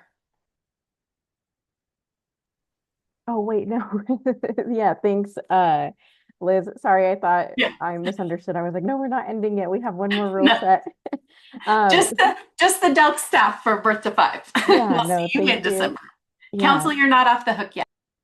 Not yet. So yes, then I'd love to just pass it over to Sydney and Sierra, who are here from the professional learning team at the Department of Early Learning and Care. Sydney and Sierra, I'll pass it to you both to introduce yourselves and we can go through this rule set. Good afternoon. I am Sierra Hake with Professional Learning System Team Office at DILC. I'm here with Sydney. She'll introduce herself in just a minute when it's passed off to her, but I am here to introduce the Early Childhood Education Workforce Registry rule set. So we were instructed in this rulemaking process through House Bill 2991, which aimed to improve access to jobs in the early childhood workforce by addressing barriers, including the following 4 barriers, which is the cost of translation, unclear and inconsistent qualification evaluation, the inability to transfer professional development from outside of the state, and the inability of employers to access registry records. Next slide. Over the last few years, we've had a lot of engagement on this, beginning prior to the House bill, which was a study and then a report submitted by the National Workforce Registry Alliance on possible improvements to the registry system. Then came House Bill 2991, and with that, there was research done by the Early Childhood Equity Collaborative that informed the direction of these rules, where they engaged 153 diverse participants through collective interviews and listening sessions, and reviewed more than 120 documents in their research. The Oregon Center for Career Development facilitated community engagement on barriers within the Oregon registry system based on the report from the National Workforce Registry Alliance. And within the last year of 2025, the Oregon Center for Career Development submitted a proposal for a revised registry system. We've had many meetings on rules internal to DILC with multiple offices internally, meetings on rules external to DILC with the Department of Justice and bringing back in the Early Childhood Equity Collaborative. We've had other meetings in response to the registry revisions internal to DILC. And then we've also gotten feedback in response to a Dear Tribal letter. So both feedback and engagement on the registry itself and proposed revisions, and then the rules and the research done by the Early Childhood Equity Collaborative. Next slide. The rulemaking timeline here is, right now we're giving this presentation, October 2nd. The RAC recruitment opened at the beginning of September. It closes tomorrow. So we don't have information on who's in the RAC yet because it's still open for applications. But the RAC will be held October 16th and 17th. There's a public hearing on October 27th with the public comment period closing at the end of October. In December, we'll be back for a vote, and they will go be adopted or in effect January 1st, 2026, not 2025, so not a year ago, in the future 2026. Next slide. I'm going to pass it to Sydney Train. Hi, I'm Sydney Train. I'm the Higher Education Analyst on the Professional Learning Systems Office, and I also manage the agreement for the Oregon Registry at OCCD at PSU. So I just wanted to touch back on the impetus for the creation of these rules. HB 2991 asked us to get an independent group to do that research that she spoke about workforce barriers, but it also asked very specifically for the creation of these 4 rules. And this is the language that was in HB 2991 directing us to create these rules. And so we're looking at consistent standards that employers can use to determine pay rates for their staff, streamlining the processes of getting getting training credits from outside of the state. We do have some ways to do that now. Oregon is one of the few states that accepts training from other states that are National Workforce Registry Alliance approved, which is, I think there's 2 or 3 states that are not on that list. The difference is that for out-of-state training, it's accepted at a set level that counts for licensing, continuing education, but it does not move them forward on the current career lattice. And we also have pieces to work out about out-of-country degrees as well. So we, in our rule creation, though it wasn't explicitly called out in this one, included out-of-state training to include out-of-country as well. And then the next one is about providing foreign language translation feature within the registry itself so that documents that are submitted in languages other than English can be translated free of charge. There are some methods for those things now. If someone is submitting a degree, out-of-country degree for evaluation, that evaluation cost can be covered by the scholarships that cover the evaluation, and translation is included in that. But that doesn't apply to all documents submitted. Currently, there are 3 languages that the OCCD staff can translate in-house, and otherwise they are using tools at their disposal, like Google Translate and things like that. And so this is to make sure that we have really accurate translations, to make sure that's very clear to folks that they do not have to incur the charge for getting a translation.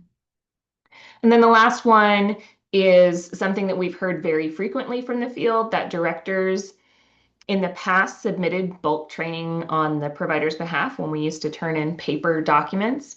And now that the system is set up for an individual to submit their own training, owner, director, employers don't have a view into what training has been taken. And so that can cause some challenges in making sure that they are meeting compliance requirements for their licensing, and also just providing technical assistance to their staff around using the registry. So that's what we were charged with. And so this has resulted in a new rule set. We have a scope, some definitions quite a lengthy list of definitions actually that apply to this work, and then some overall administration of all 4 of these included in there. And then we talk about career pathways. They really line up with those requirements that I just listed.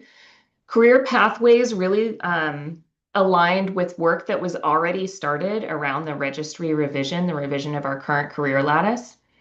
And the goal of that work is really to try and make a more equitable system by increasing the diversity of training and professional development options available, and also to recognize experience, and also to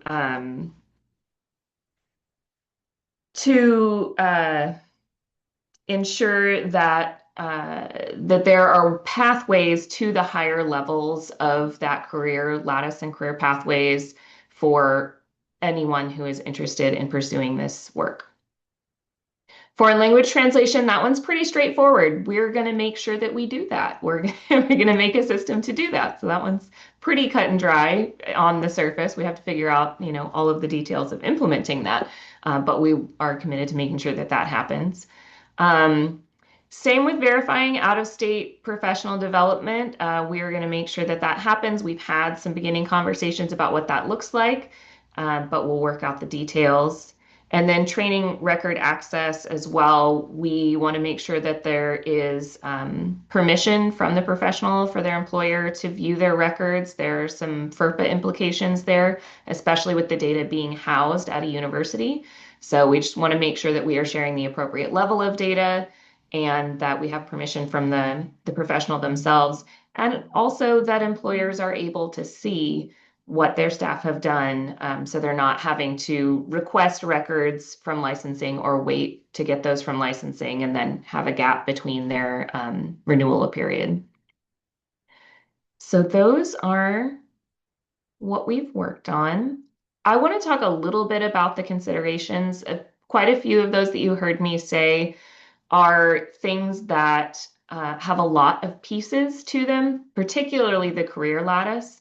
And as I said, that revision work was already underway, and we had a plan to do a lot of engagement. We've already done a lot of engagement, and we've gotten a proposal from OCCD and explored that proposal internally and shared back feedback, but we really want to take that newly developed proposal between the two agencies, identifying what's possible, and take that back out to get community feedback.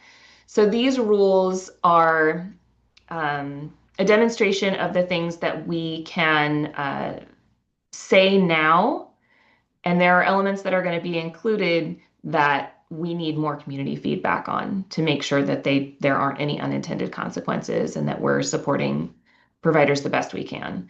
So that's just a note for why the language may seem like it isn't including all of the elements that will be a part of the system. The language for the career pathways outlines all of the different kinds of professional development that we want to include in the system, but it does not detail out how those will be valued specifically. So how many points each thing is going to get, things like that. And some other details about, weights and what steps align with what. So there's more work to be done on that. But our main goal is in the rules draft, in that it expands the kind of professional development that's available.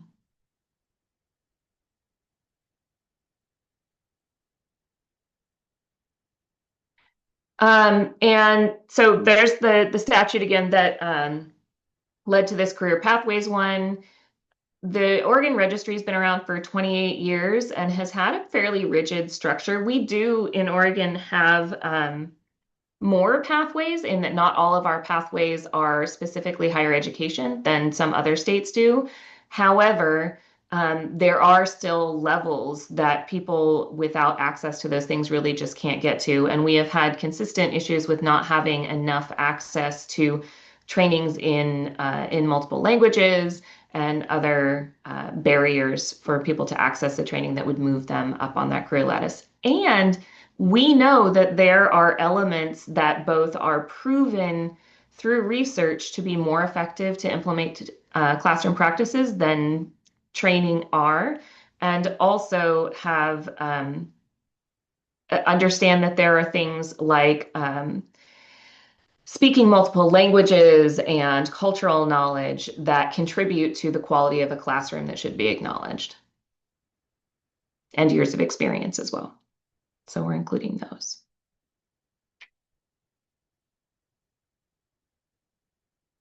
This is just a little bit about the current process. Standards for qualifications exist in licensing. There are options to become licensed. One of those is the career lattice step. And so the registry system creates a way to demonstrate qualification in that way. And there are some employers that also use it to determine pay increases as people move up the registry. And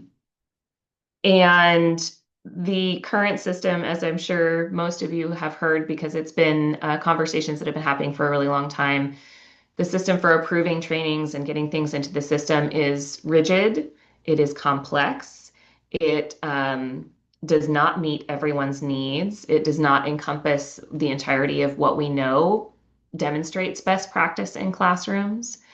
And so this is our attempt to correct those things and move forward with the progress that we know is needed in the system.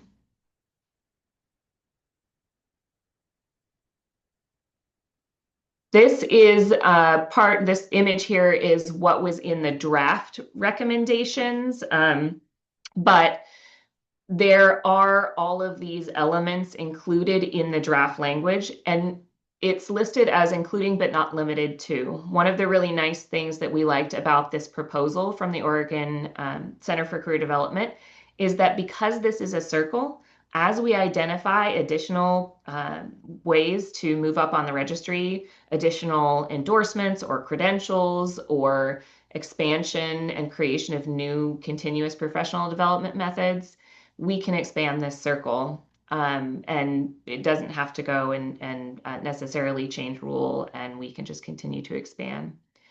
But we are including things like endorsements, demonstrated competencies, credentials, job-embedded learning beyond training, like coaching, communities of practice, mentors, and then culturally relevant experiences as well.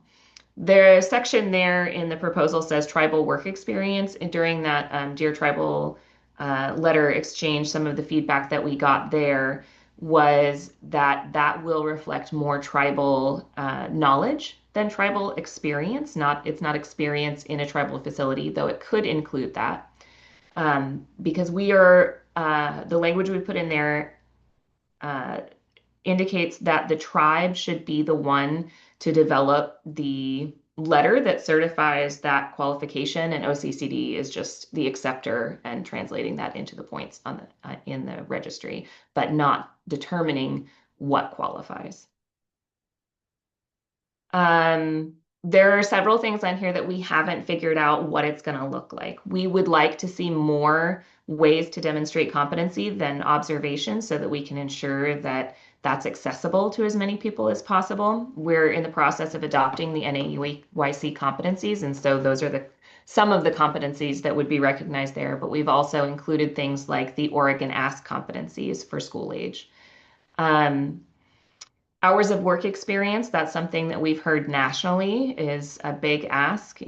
Having experience in the classroom is really valuable in creating quality engagement for children. And so including that. And the weighting of these things, we have not determined. However, we have determined that there will be an increase in the number of variety of professional development opportunities that are needed as you go up the career lattice, so that we're encouraging people to try a variety of these different things. But we're committed to really making sure that we're doing some use case scenarios to see that there are possibilities, no matter your region or technology or language access, to be able to move up the career lattice or the career pathways along the career pathways. And also primary in our mind is, and part of the reason that this process we really want to take our time with, is we don't want to increase the burden on providers or on the OCCD approval system. We don't want to continue a rigid system that takes lots of time to go through and process and lots of documentation, and then just expand the number of things that that can be reported on. So we're really wanting to make this truly beneficial to the field by expanding options and not making it more complex and more burdensome. And that will take time to work through.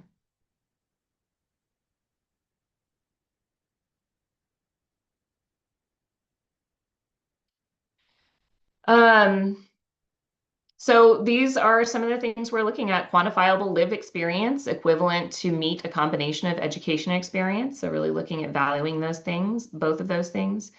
Processes to easily evidence qualifications through international degrees. Credit for training taken inside and outside of the state. Credit for job-embedded professional development, including coaching, mentoring, communities of practice, and others. Tribal knowledge and experience. Credit for demonstrated competencies, equivalencies for credentials, equivalencies for endorsements, and acceptance of early childhood education degrees, related degrees, and certifications without the additional scrutiny that's required now in reviewing individual courses and outcomes.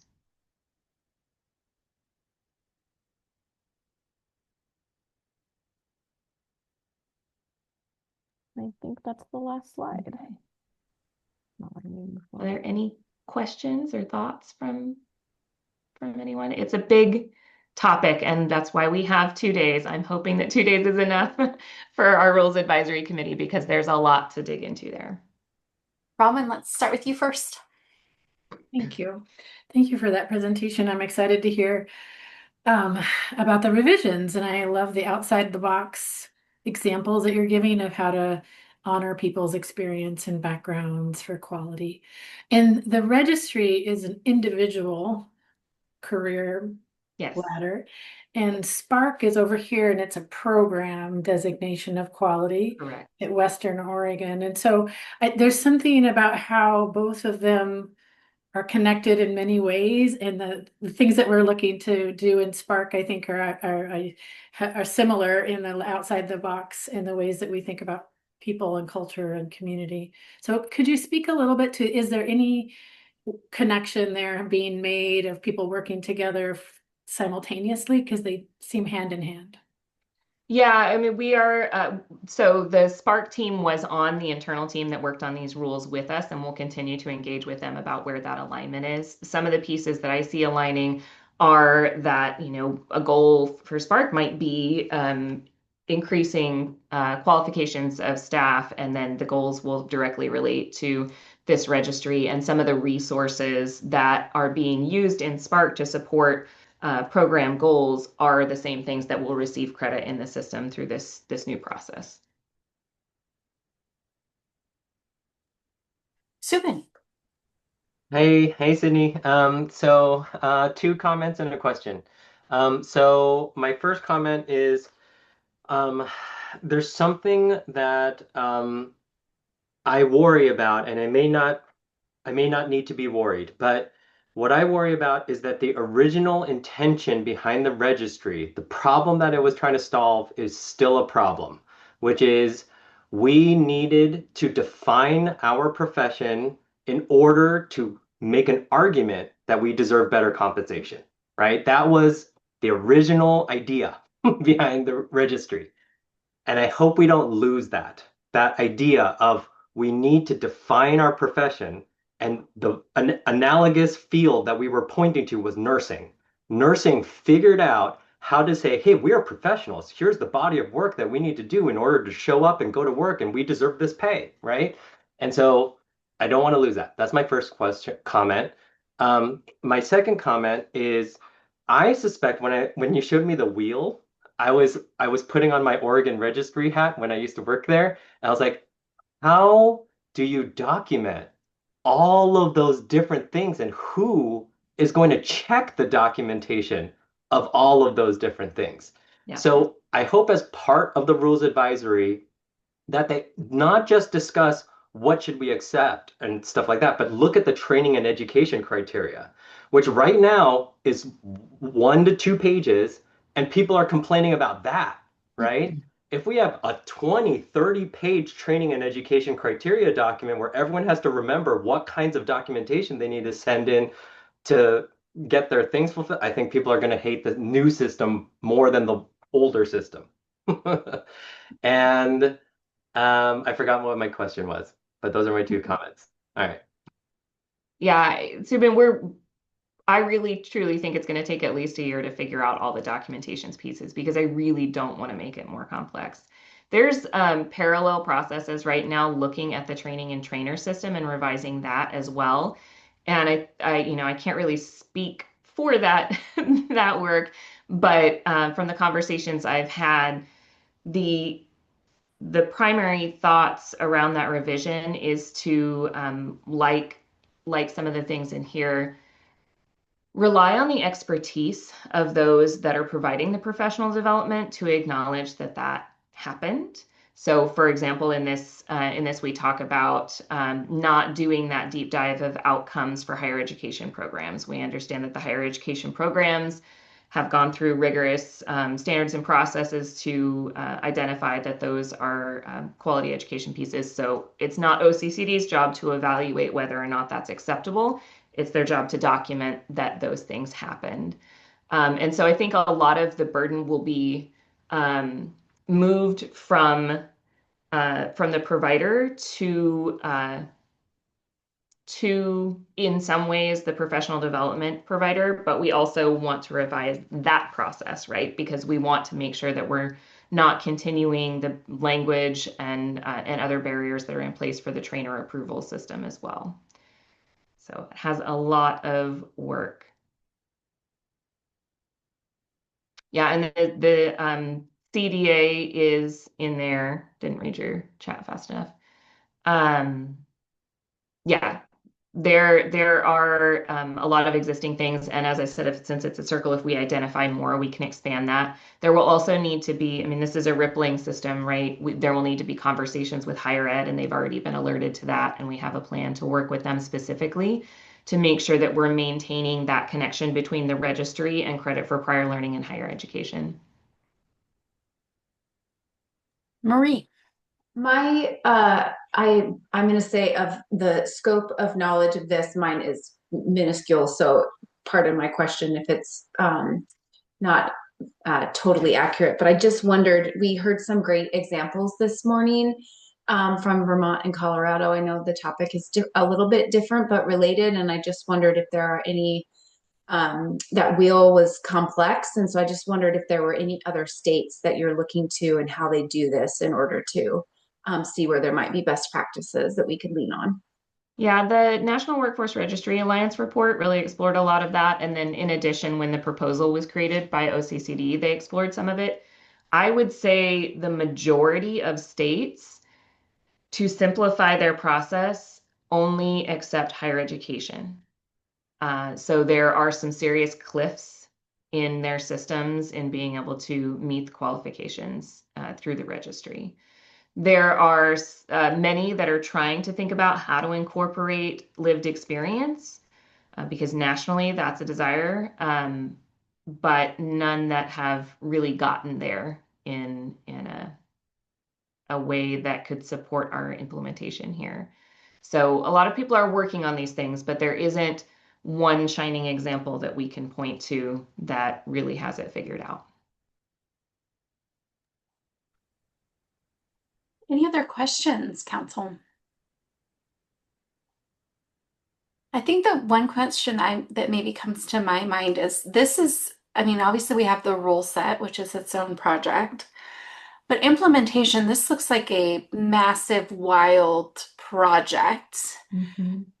What is the horizon timeline for that? Is this like a 5-year lookout? Is this like, I mean, I don't know enough about, I know that internally changing computer systems always takes longer than you think it should. And so there's a piece of that. But then there's also, figuring out how which pieces you're going to use as documentation and all of those little nitty-gritty details. So what does that look like in terms of actual change that providers will be seeing in the system? I expect that the documentation and points and figuring that out and going back out to the public and getting comment on that and going through those processes of looking at, I am a provider in a rural area with limited internet access and I speak Arabic. Like, what is my pathway on here? Is there a pathway for me? Making sure that we're doing that exploration is going to take at least a year. And then we plan to have a pilot and then probably run the systems concurrently for some time. There will need to be some changes in rule because some of these things are mentioned in rule now. We'll be working, like I said, with higher ed. So there are a lot of ripples to this. And so I think it is going to take some time. We're probably looking at about 5 years for full implementation. We also have received a grant for national technical assistance over the next year. And we've begun that work, and they're working with 3 different states around career pathways. And so we have an opportunity to explore with another group from Oregon that includes lots of different folks from the union and Head Start and different parts of the sector, as well as those national TA specialists and other states that are working on career pathway related work. Great, thanks.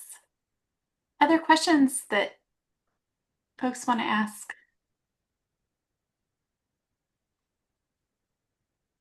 The rule draft is posted, by the way. I couldn't get it in the slides because it was not posted when the slides were sent to you, but it is up on our website. So you're welcome to go and take a more detailed look at them.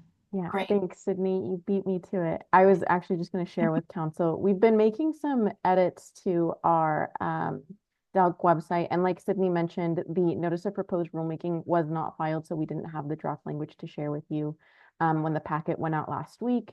that is now available. This is just the main Delk page. If you scroll all the way down this rulemaking section and then go to proposed rules.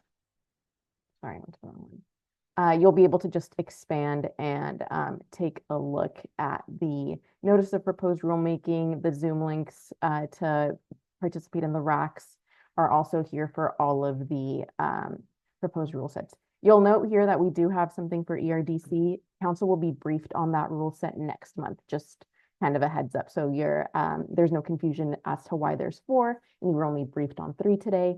And one last plug, Kathy and one of our other Delk staff members, Kate Rosenberg, have been doing a really great job in just getting notices out as well. So if folks are already subscribed to Delk notices, we're also just sending out notices of rulemaking as well in a nice handy email once this kicks off. Our first one was sent out yesterday, so some of you might have gotten it. If you didn't and you are interested in signing up, just send me an email and I'm happy to register your email to start getting those.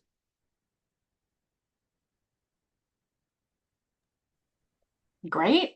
More to come. All right. Well, that is at the end of our agenda. Council members, was there any thoughts or things that people wanted to raise before we sign off?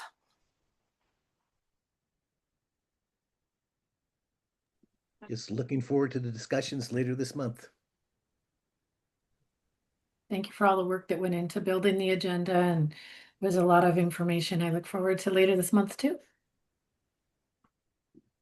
Thank you, Liz, for chairing us. Yeah, absolutely. I do want to give a shout out to Harriet and Gabby for, as always, pulling together speakers and making sure everyone's prepared. It takes a lot of time behind the scenes to get those together, and they're killing it. So anyway, council, of course, as you know, will be meeting for our annual retreat here in 3 weeks. And so I'll plan to see you all in Salem here in late October. All right. Bye-bye, guys.